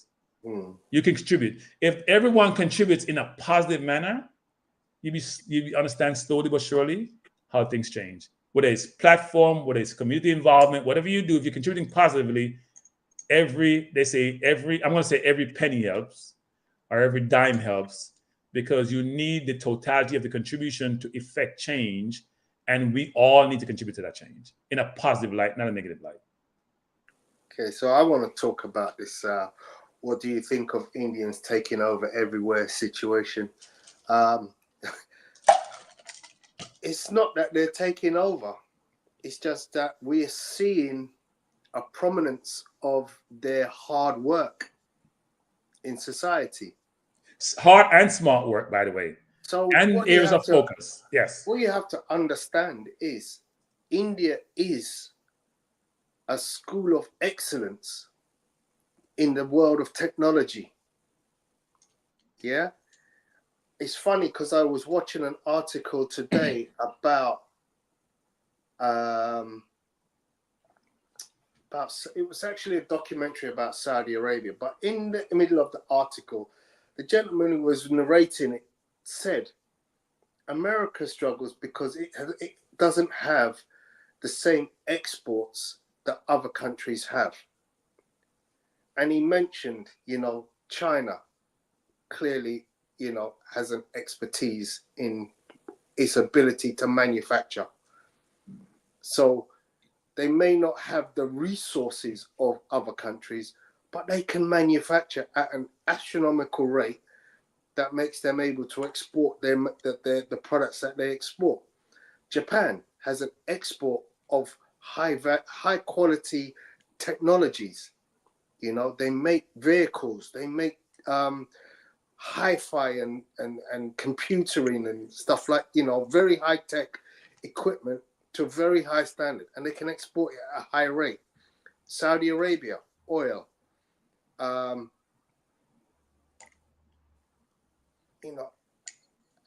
India has this huge pool of technology that it exports globally. Human capital focused on technology, yes. Yeah? Yep. Focused on technology. And what that's allowed them to do is to put themselves very significantly globally into every community. Now, some of that is through choice. Some of that was slavery. We have Indians in the Caribbean. Indentured servants, yep. Indentured servants, a lot of them, yep. Yeah. So the Indian community in Guyana outstrips the black community in Guyana. The black community was forced to come to Guyana. The Indian community were forced but told they could take what they got when they got there and take it home. Indentured servitude. But they prospered. And their mentality to working in the diaspora outside of India has profited them because they work together as a community. In the same way, you go to any place in the world and you'll find little Italy or little China, you'll probably find a Bangladeshi and an Indian community, which works very closely with each other, which ensures that they provide jobs for one another, and they ensure that their children are given the best platform to educate within the local, wherever they are based. And they end up with children who excel. And they've started that from their culture in their country, and now they've ended up with the English Prime Minister, the Welsh Prime Minister, the Scottish Prime Minister, and the Irish Prime Minister, interestingly, are all Indians now. Not a lot of people know that. But here's the thing, Tony. Would those societies be as receptive if those individuals were black? That's an interesting question, actually. I think there's a hierarchy in the world, and I'm not sure everybody that embraces it. I honestly believe that because we have seen President Obama as rise to prominence, that there has been a knock-on effect from the Obama regime, and that knock-on effect is that black people see themselves as being able to rise to any point in society, and white people generally, I believe that there's not an issue with that. Yeah. No, I totally agree. Look, the difference is, just to finish it, the difference is black people haven't put themselves in that prominent position in the same way Indians have. Yeah, look, I think there are issues apart from race that drives this, right? One is there's a culture to this. It's not just Indians, almost like some Asians, right? I have people I know from Vietnam or from South Korea or from China. There's a cultural thing about education. And it's if you go to Brooklyn Tech in Brooklyn, which is one of the best high schools in Brooklyn, where most people go to Ivy League schools when they leave, it's almost all Asians. It's not Caucasians, it's almost all Asians. It's not black, one or two black sprinkle, few Caucasians, mainly Asians there. So maybe Chinese, Indians. They focus on the sciences, the math of the world. They get into the best schools. They study 24/7. A friend of mine is in a prior group, and there's a person from Guyana, Tony. It's kind of interesting. He's from Guyana, lives in China, does well in China. His son goes to school in China. You know what their school hours are?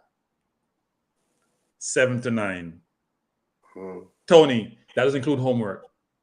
Wow. How do you compete with that? By the way, he doesn't go 7 to 9, he goes 7 to 5 because he's one of the best footballers. And I think Juventus is pursuing him. He's about 12 years old to bring him over to be part of their community. He goes to school from 7 to 5 because they practice 4 hours from 5 to 9. So how do you compete with that when you want to enjoy your life? And I'm not saying that we in the West have to be that way, but Tony's hard to compete. Yeah. If that's my focus and I'm getting good teaching and I'm going to school between 14 hours a day, 12 hours a day, and even in New York, these kids go to school long, then they have subsequent classes they go to practice for what they need to do to get into the best schools. For you to compete, if you're at the same intellectual level, you have to put in the same amount of time. So how do I compete? When you go to school 14 hours a day, I'm going 7, 8 hours a day. You can't compete. It's almost impossible, right? And that's what the challenge that we face as a people, which is, I'm not saying we have to live that way, but we have to understand that we have to invest in ourselves, which means you got to spend time in the classroom and on your own, learning, and then applying it when you go out, if you want to do well, societally, actually. And also the education helps me make better decisions about my life in general, not just in the classroom, in the corporate environment. So yeah, look, I know it's past your bedtime. It's like 12. Isn't it like 12:30? So you can drop out anytime you want. I normally go to 8 o'clock and show some of my people on my chat, like, Crank, we're going to talk some football, Crank. You don't talk about race for about an hour and a half. Look like you can talk about this all day. But look, I did say I want to uplift the conversation when I do have my own channel. I did indicate that I'm going to bring this on more and more social channel. I intend to have one, not just talking about this on a sports channel. But the article that I saw, and some people, my friends of mine, communicate to me about it. I thought it was important for us to discuss it. Obviously, the conversation evolved into where we ended up. But to go back to the Simon Jordan, the Danny Murphy, the Jim White, the Saka, and the British Press, this is just a symptom of a larger societal problem, which needs to be addressed, which needs to be shown up, which needs to be brought out. And frankly, now I have a little mic in front of me. That's something I like to talk in. I'm going to bring it out because it needs to be brought to the table. And I'm going to get people like John and like whatever his name is, that's going to give me a hard time. I forgot his name, about this. I'm going to say we're calling the race card. And, you know, when come to the Caucasian people, you have nothing to say because you're dominant. You run the show. You control the chat GPTs, the perplexities of the world. You run AI. You're the only. Think about who have nuclear weapon in the world. Does any African country, any African persuasion have nuclear weapon? You decide people's fate in the world.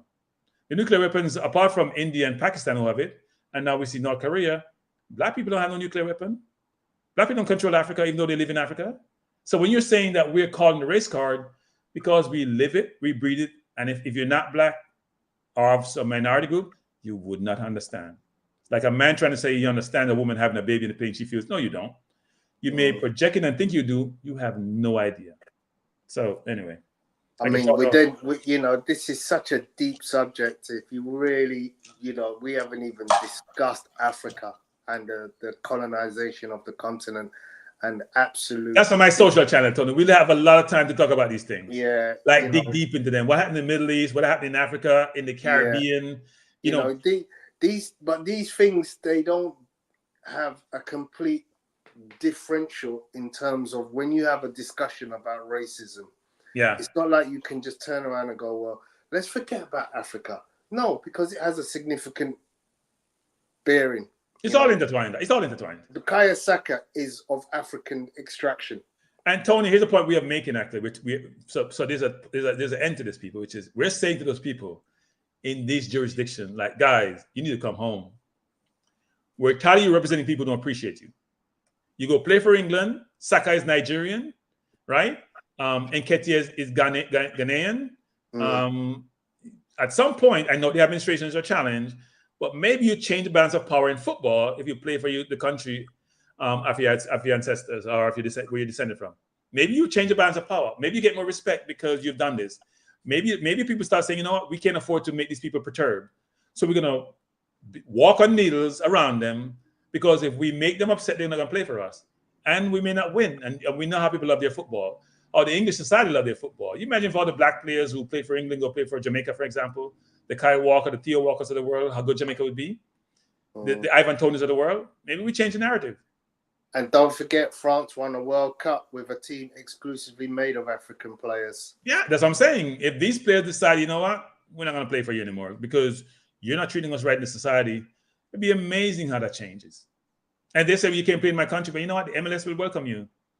Because people here want to improve the football. Yeah, but I'm not advocating all of this in its totality, but I do think I want more English players to come play for Jamaica who have the highest caliber and highest quality. Boss. All right, Tony. It's been a pleasure. I appreciate you, sir. Always great to have you on. You're open to join whenever you so chooses. I appreciate you. I didn't try to get Apollo, but I know he's at a family event and he couldn't join me. And I'm sure he would love to jump into the subject. Because as he told me, he stopped following England after the players got berated at the Euro. He just follows Jamaica now in terms of international football. So yeah. Apollo, hope things going well to with be the family. honest, I used to go to the England games. I haven't been for years, and that's since Paul Ince played. That's a long time. That's a long time. There you go. Because I was at it was at a Euros where Paul Ince was playing and received so much racial abuse, and I was in the crowd, and I was like, no, I'm not having it anymore. Yeah, no, it's unfortunate. But yeah, take care, my friend. Mr. T, thank you as usual. Have a good night. Take care. That was Tony, and I appreciate Tony being here. Tony is one of my friends that I met while in YouTube space. I joined Arsenal 101 as I wouldn't call myself a pundit, but as a panelist actually, talking about Arsenal football, and get to meet Apollo, who you saw on here last week, meet Tony and a bunch of other people. And they have a Facebook page or group, and they also have an Arsenal 101 channel, and we talk a lot of football. But also they're very, very socially conscious. And I must say this actually, when I lived in the UK and when I visit the UK, the social engagement, the social commentary, the social association is, to me, is much more insightful than I see in the US actually. Now I want to show somebody something before we go, just to bring this home actually. This is a reading I saw someone posted actually that talked about how Jack Grealish was treated and how Marcus Rashford was treated. When Marcus Rashford went to Ireland, and hear what it says here, where they're saying Rashford on a mission to get drunk during 12-hour tequila fuel bender in Belfast before Man U FA Cup clash. But for Grealish, they said Jack Grealish gets a helping hand at a hotel as he lets his hair down in Dubai after missing the cut on Euro squad, where he got drunk, couldn't get to his hotel room, but he's letting his hair down. Now, I'm not sure because his hair is longer than Rashford, if that's the rationale, but this is normal in the press when it comes to Black and Caucasian players. So those of you like John and others, and Chelino, who thinks we're just making these things up and there's no credibility and no rationale for this, this is what we're used to. It's normal. It's not an aberration. And when we see it going forward, we're going to call them out. Not okay. Now, I'm going to close the program by talking a little bit about Jamaica football, because I know some of you in the chat said, cranky, we're exhausted with you talking about race. We didn't know anybody could talk about this thing for so long, hour and almost 2 hours. I'll say this actually. And I have a program tomorrow. I promise I won't talk about race tomorrow. I'll talk more about sports in general. I was accused by someone in a previous management program that I only talk about basketball.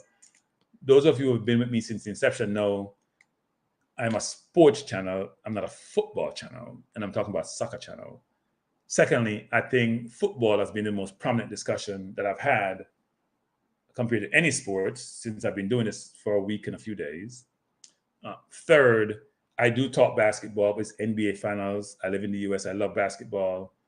I talk about cricket a little bit. I grew up in the Caribbean. I love cricket. Not as much as when I grew up, because West Indies are not that good anymore, especially in the longer form of the game. I do talk football, especially Jamaica football or Jamaica national team. but I believe in variety is spice of life. So I'm going to talk about different things that affects me and what I like. And I'm hoping that these are subjects that you also find interesting, entertaining. But I also did ask you yesterday, if some of you were here, to say, I want input in what you think are interesting topics to talk about. I'm going to talk about current events. This was current. That's why it was part of my dialogue today. But I love your input because I want to make the challenge interesting. My nephew tell me I should be, and you may not believe this, but he said I should be as hilarious as I am at home. He thinks I'm funny. Maybe he has my sense of humor. So he said, Uncle, why don't you put some humor in your channel? You're going to make it more spicy. And I'm like, what is a serious subject we're talking about? And sports is serious and society is serious. And you're like, you got to be more funny. So if you guys are going to help me in terms of topics of interest, things you're interested in, that's broad-based, that we all like to talk about in general, right? So, and I would love to get your input, because I've said this like yesterday. I said this also, which is that's how people like Amazon get to where they are. They solicit input, they take it, collate it, they go through it, pull out the ones they think is going to work and affect the masses in general, and then they talk about it, which is something that you have to do to be relevant in life. Actually, you can't just talk about things you want to talk about, because they may not be of interest to other people, right? So I want to talk about things that are interesting, but also relevant. Now, I will talk some football tomorrow, which will be my third show of the week.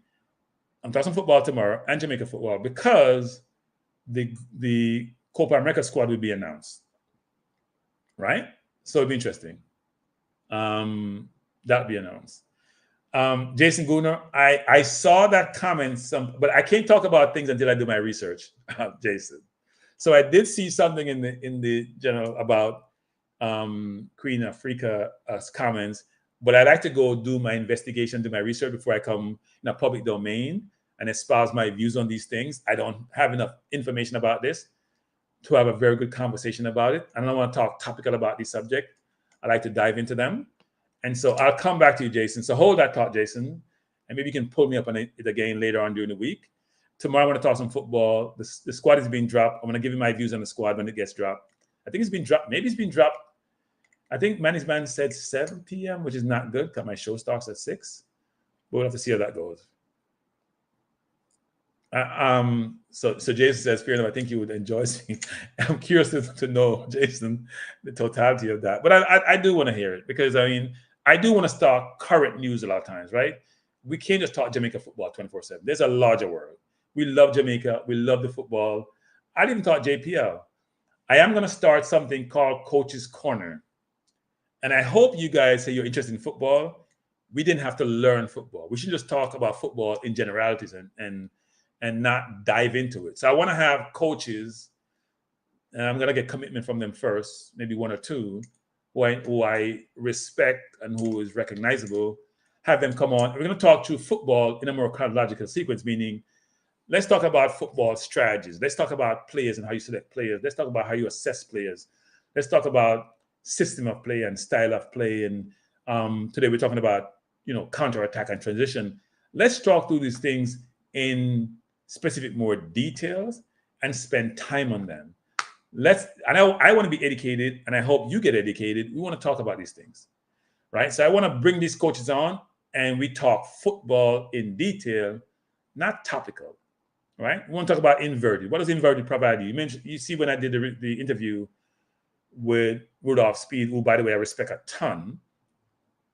He talked about how he exploited what he deemed to be the strength of Mount Pleasant and what I deem to be the weakness of Mount Pleasant, meaning when you play inverted football, either on the right or on the left, or even something people do both, you're going to have more space out wide. So what he did was try to counter by having more of the play on that side, because as you know, there's going to be less help, on that side of the field, right? These things are strategy that people employ and deploy. We're going to talk about them. I know Unseen was trying to call me earlier, but Unseen is calling me on my regular phone. And Unseen, if you're trying to reach me on this channel, please call the 347 number, which is running at the bottom of the screen. And Unseen, I'm sorry I didn't pick up, but I was in the middle of the conversation. But I'm going to probably bring Unseen on to talk about some of these things. I know he's going through an educational period and he's learning. And we all want to learn together, right? We want to talk. They tell us that YouTubers don't understand football. And that could be true, right? We are fans. A lot of us spend our whole life either playing a lot of us amateur football, or watching it, or being involved in administrative capacity. I've been fortunate to do all of those things, and I love the sport. But it's not the only sport I love. I played a lot of table tennis growing up. I played a lot of cricket growing up. And I love those. When I came here, I played a little bit of basketball, a little bit of American football, flag football, people, not tackle, because me not believe nobody to put them shoulder and then pass through me. So when it's in the military, we play what we call flag football. They try to pull the flag off you when you're playing offense or defense. And I love sports, right? It's a way of not only being physically fit, but it's something that I love to do as a person. Only thing I couldn't do was run. I was not a sprinter or long distance runner. I was awful at that, because I can't just run in space and running after something. But I love sports, and I love to talk sports. I love to watch sports. I don't even watch regular TV anymore. I probably spend more. I can't tell you about a movie I've watched recently. I can't remember the last movie I watched. I spent time listening to a lot of the channels. I was watching, my nephews introduced me to a lot of YouTube stuff, Mr. Beast or whatever his name is, over 200 million subscribers. That's where I want to go. I want to have 200 million subscribers, talking about different things, and not necessarily just talking about even sports for that matter. But I love sports, and I hope you come and talk sports with me and be here with me, and we try to engage.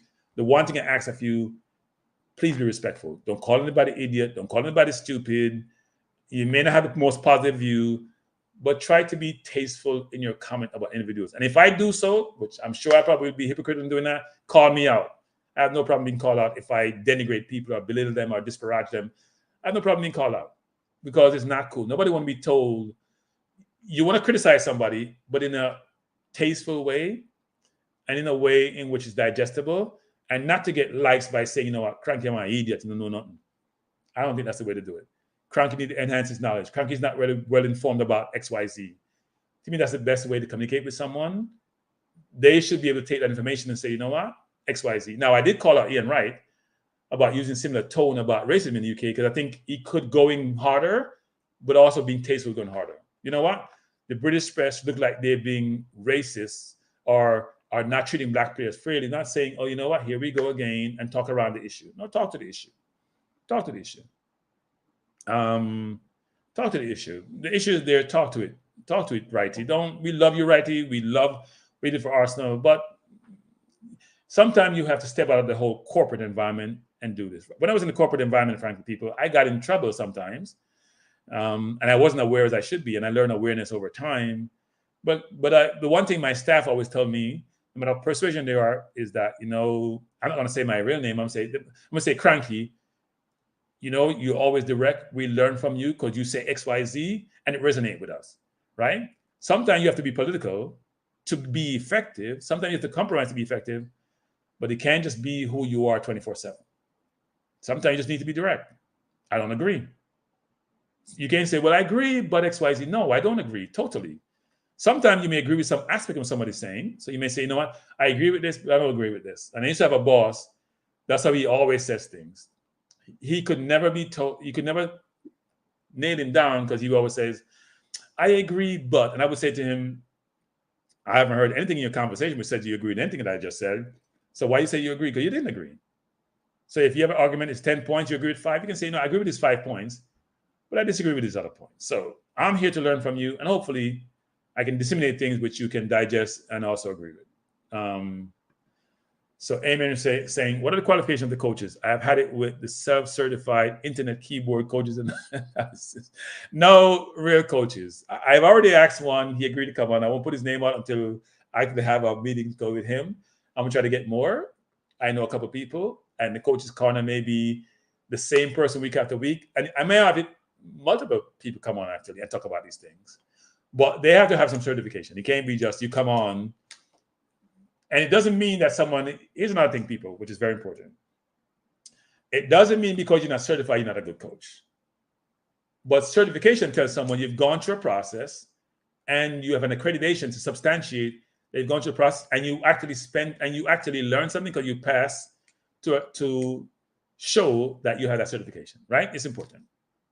It's important. So yeah, I know there's a lot of chat about what the Queen says, but I can't comment on that, people, until so people, you can call in. The phone line is open. It's now, and I like to finish my discourse by within 2 hours. I don't like to go over 2 hours. I have a template which I'm working towards. So the number's on the screen: 347-728-8625. If you want to call in, please do so before the 8 o'clock hour.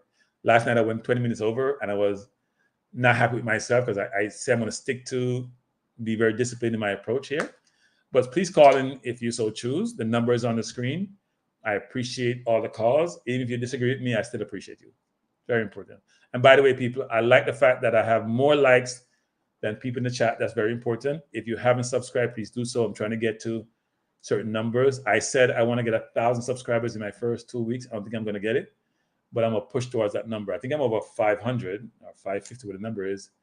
And I hope if whoever watch these videos would also subscribe. Some people, they don't watch the videos too long. They come in, it's not a subject that they like, and they jump out before they have a chance to watch the entire video. But I hope that people spend time watching the videos, may have different perspective, but we can all agree to disagree, right? It's very important. But I do love you being here. I seem to have a few regulars nowadays, which I appreciate. And hopefully they will call in, they'll contribute to the dialogue. I try to put your comments up, because sitting here, I'm not sure how management does it. He's on here for 4 hours. I find that tough and challenging to do. I don't have that attention span. I can see sometimes I don't look in the camera 24/7. I find it challenging. So please, when you're here, provide comments. I'll put the ones up. I think that's adding to the conversation. Some I may not put up because it's a conversation between people in the chat, actually, right?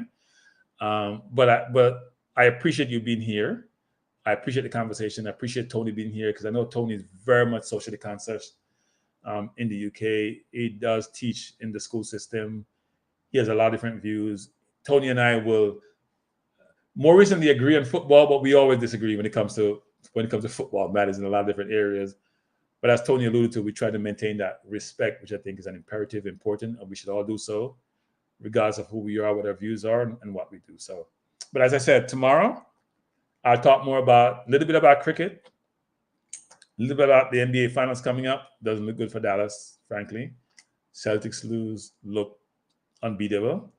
And we'll talk some Jamaican football. I'm not sure my show may be on when the squad drops, because I think management says 7 p.m., which may be 8 o'clock New York time, which is the end of my show. So hopefully it's not, actually. I'll go back and check on the timing for you. I see Jason Gunner in the chat, and you should go subscribe to Jason Gunner TV. Jason does what I call the night shift. If you those of you listen to like Talk Sports, they have a crew that comes on at 12 o'clock at night. Jason's not that late, but Jason does a brilliant job, especially when he breaks down the statistics and things surrounding games and players and all that, talking about different players and different things in the football area. So Jason, if you haven't subscribed and haven't done so, go and support Jason Gunner's TV. As management alluded to earlier, if you're on this program, we are all one community. We all want to support each other. I've got other kudos from Jason, from management. I talked quite a bit with JD, and especially with Arsenal 101, Apollo and Tony, but also with Coach Minzy, who actually sort of walks me through, because I'm like a baby going through these things and its tools, give me a lot of guidance about how I should operate my channel, how to use these tools. And it's a learning process for me. And I'm like a sponge trying to soak up everything, right? But I also want to be supportive of everyone and what they're doing, because it's important that we create a community, an environment where we can engage, we can have dialogue, and we can also show that respect. And also, people, want to mention this before I go. Rudolph Speed was on earlier, and Rudolph mentioned somebody said about the need for a stadium, and that obviously, look, it's a poor country, and management said Jamaica is not poor. Jamaica is a poor country. Jamaica is not like Guyana, who has oil and can look to the future to be rich. We have certain industries, but we're not a rich country. But we need a stadium, and he mentioned the stadium may cost $400 million. So here's my challenge to YouTube and to every other media outlet. Let's all come together and figure out how we can raise $400 million. Why not? We all have platforms. We have a lot of people in who are Jamaicans or Jamaican affiliate or love the country. If we have 100 million people and they give $4, if we have 1 million people and they give $400, what the number is somehow that 400 million just arrives, doesn't it? It's possible. We may not be able to raise 400 million. We can raise a lot of money now. You got to put in place, if you start raising money, people start getting concerned. They got to put infrastructure in place to manage all this situation. But let's start something where we can go out and raise some of these monies for whether it's for social causes or for things like a football stadium. Let's think about how we can do that. The government can contribute, FIFA can contribute, the sponsors can contribute. There has to be a way in which we all play a role in helping. No, Ted Dexter. We're not talking about Jamaican dollar. 400 million Jamaican are chump change. We're talking about 400 million US dollars. When we talk money on this platform, people, it's US dollars or British, probably talk British pounds because even a stronger currency. We're not talking Drew Ross says. No, Drew Ross. We're not Dr. Umar, who collect money to build a school and the school can never be built. And every day is something else. Oh, the school system prevented from doing this. Oh, the light, the contractor, the electrician. You always have an excuse for it. We're not talking about Umar, who has degrees from colleges we never heard of. We're talking about like-minded people, respectable individuals, coming together for a common cause. You know, they have something which I'm privy to, which is a lot of high schools in Jamaica pool and have an annual raffle. And they raise a ton of money for schools in Jamaica. You know, you get tickets to buy. You may get, I think it's $5 per ticket. So I think I have 20 tickets, whatever the number is. And we buy these tickets every year. And they have really good prizes, but it's for a worthy cause. Things like that we do want to support, right? But no, we ain't giving no Umar no money for nothing. So here we have Ernest saying, if you set it up cranky, I'll pay $10 per month for 2 years. Yeah, look, it's going to do, people. We're going to start something. And maybe I engage some of my fellow YouTubers. But if we're going to start raising money, we have to bring people with expertise together to raise the money. And there has to be accountability. I'm a blast the JFF in this. This is not the JFF where the financial statement come out late. If I'm involved in anything, it has to be on the up and up. And it has to be where if we're raising money, everyone, not only us, knows how much money is being raised, what the money is being used for. We should start something, right? And we could say, you know what? It's a 2-3 year project we're going to do. We want to raise $400 million. And we start and we do it. Now we got to think about non-for-profit, laws, accountant, everything involved in doing this. But we can start something, get it done. We shouldn't wait for other people to do it for us. Let's do it for ourselves, right? We can go out and spend time raising this money. And we can also solicit along the way. We got to start someplace, other organizations to be involved. Whether it's the government in Jamaica, whether it's institutions throughout the diaspora community, whether it's Adidas who support Jamaica football. Let's tap into all these areas and start saying, you know, we can't come up with $400 million. Every nickel make a muckle, as them say. We can raise the 400 million. We got to start someplace. So maybe we start doing, I'll throw that out there for people, and let's figure out how we do this. Right? Eagle Republic is saying the white elephant of a stadium, Greenfield Stadium in Toronto, can be reconfigured to a decent football stadium. Well, maybe we don't need 400 million, Eagle. But here's the thing, Eagle, because there is that big segregation and separation in Jamaica between country and town, right? If it's not in town, it doesn't exist a lot of times. So will people from Kingston travel to Toronto to go to games? How will the support be? Now, it doesn't mean we don't have people in the western part of the country or throughout the country that can support that, but how would that be? I'd love to know. Yes, Mr. Hope. I do know the ambassador, actually, to Jamaica. I had met him before multiple times. He lived in Brooklyn when he was here. He's a really, really nice gentleman, actually. And yeah, I would love to him be in the dialogue also. He's actually also a KC alumni, which we should expect, right? He's a Kingston College alumni. So really good person, though. Really good person. And I'm sure he's doing a good job. I haven't communicated with him since he's been in Jamaica, but he's a really good person. And also, he could be part of the conversation, which is how do we come together, collate our resources for a common cause. Now, some people may say, you know what, football stadium cranky, we have more important thing and social ills that we need to support. That's your prerogative. But right now, we're thinking about the stadium. And the question is, do we build a new stadium? Do we need to refurbish the one in Jamaica? What do we need to do? And let's saying that we can't raise the money, what that money is. Maybe it's not 400 million we need to raise for a new stadium. Maybe we refurbish the stadium. Maybe we don't play in the stadium for 2 years. We go play in Trelawney. We tinker with Trelawney so we can get the stadium to where it needs to be world-class stadium, right? Maybe we need to, because it's a very central stadium. I know it's below Mountain View and below the what I call Hollywood area, that rich Beverly Hills place. But it's a really good place to be traffic-wise, central-wise in terms of Kingston. But at the end of the day, it's something that we shouldn't just throw our hands up and say we can't do. We should think about how we can get it done.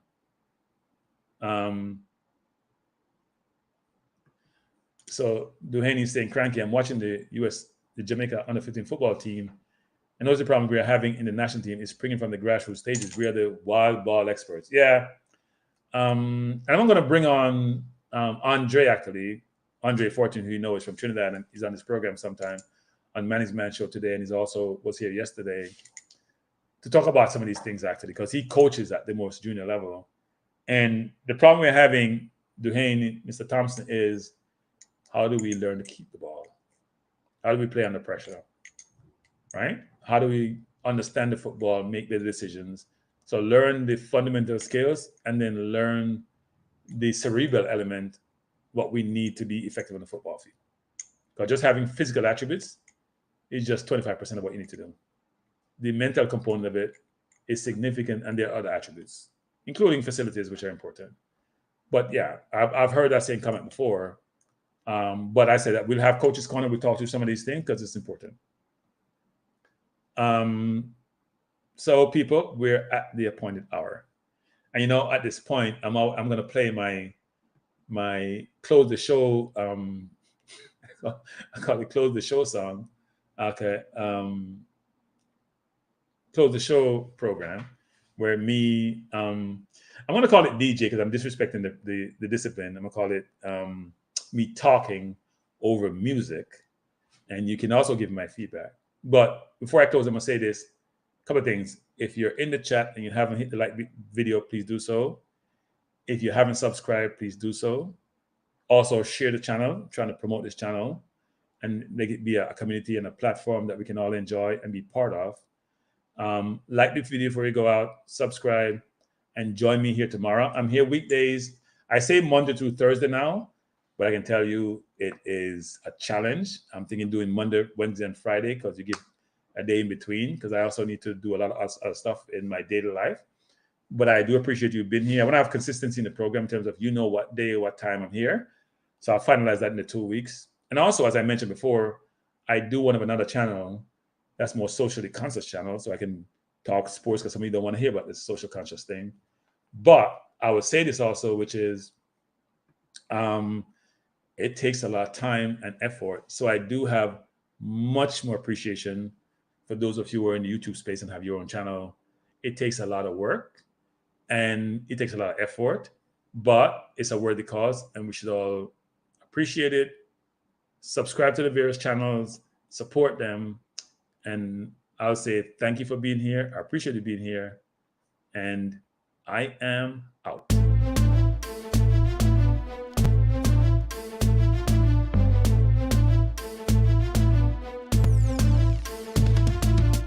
Frankie Life is the best to be now. For the best sports talk and it's free, yo. Frankie Life will be your guiding light by keeping you informed both day and night. Frankie Life, tell them. Frankie Life, heed them. Frankie Life, want them. Frankie Life. From the courts to the field, we'll never lose because Cranky has the hottest news. With expert analysis, we break it down. Our in-depth coverage is best in town. Cranky Life, tell them. Cranky Life, heed them. Cranky Life, want them.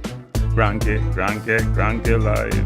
Cranky Life where the sports is spicy and where we keep the discussion lively. Cranky Life, get to know the name because cranky analysis is never lame. Cranky Life, give me my cranky life.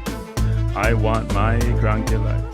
Must have my cranky life.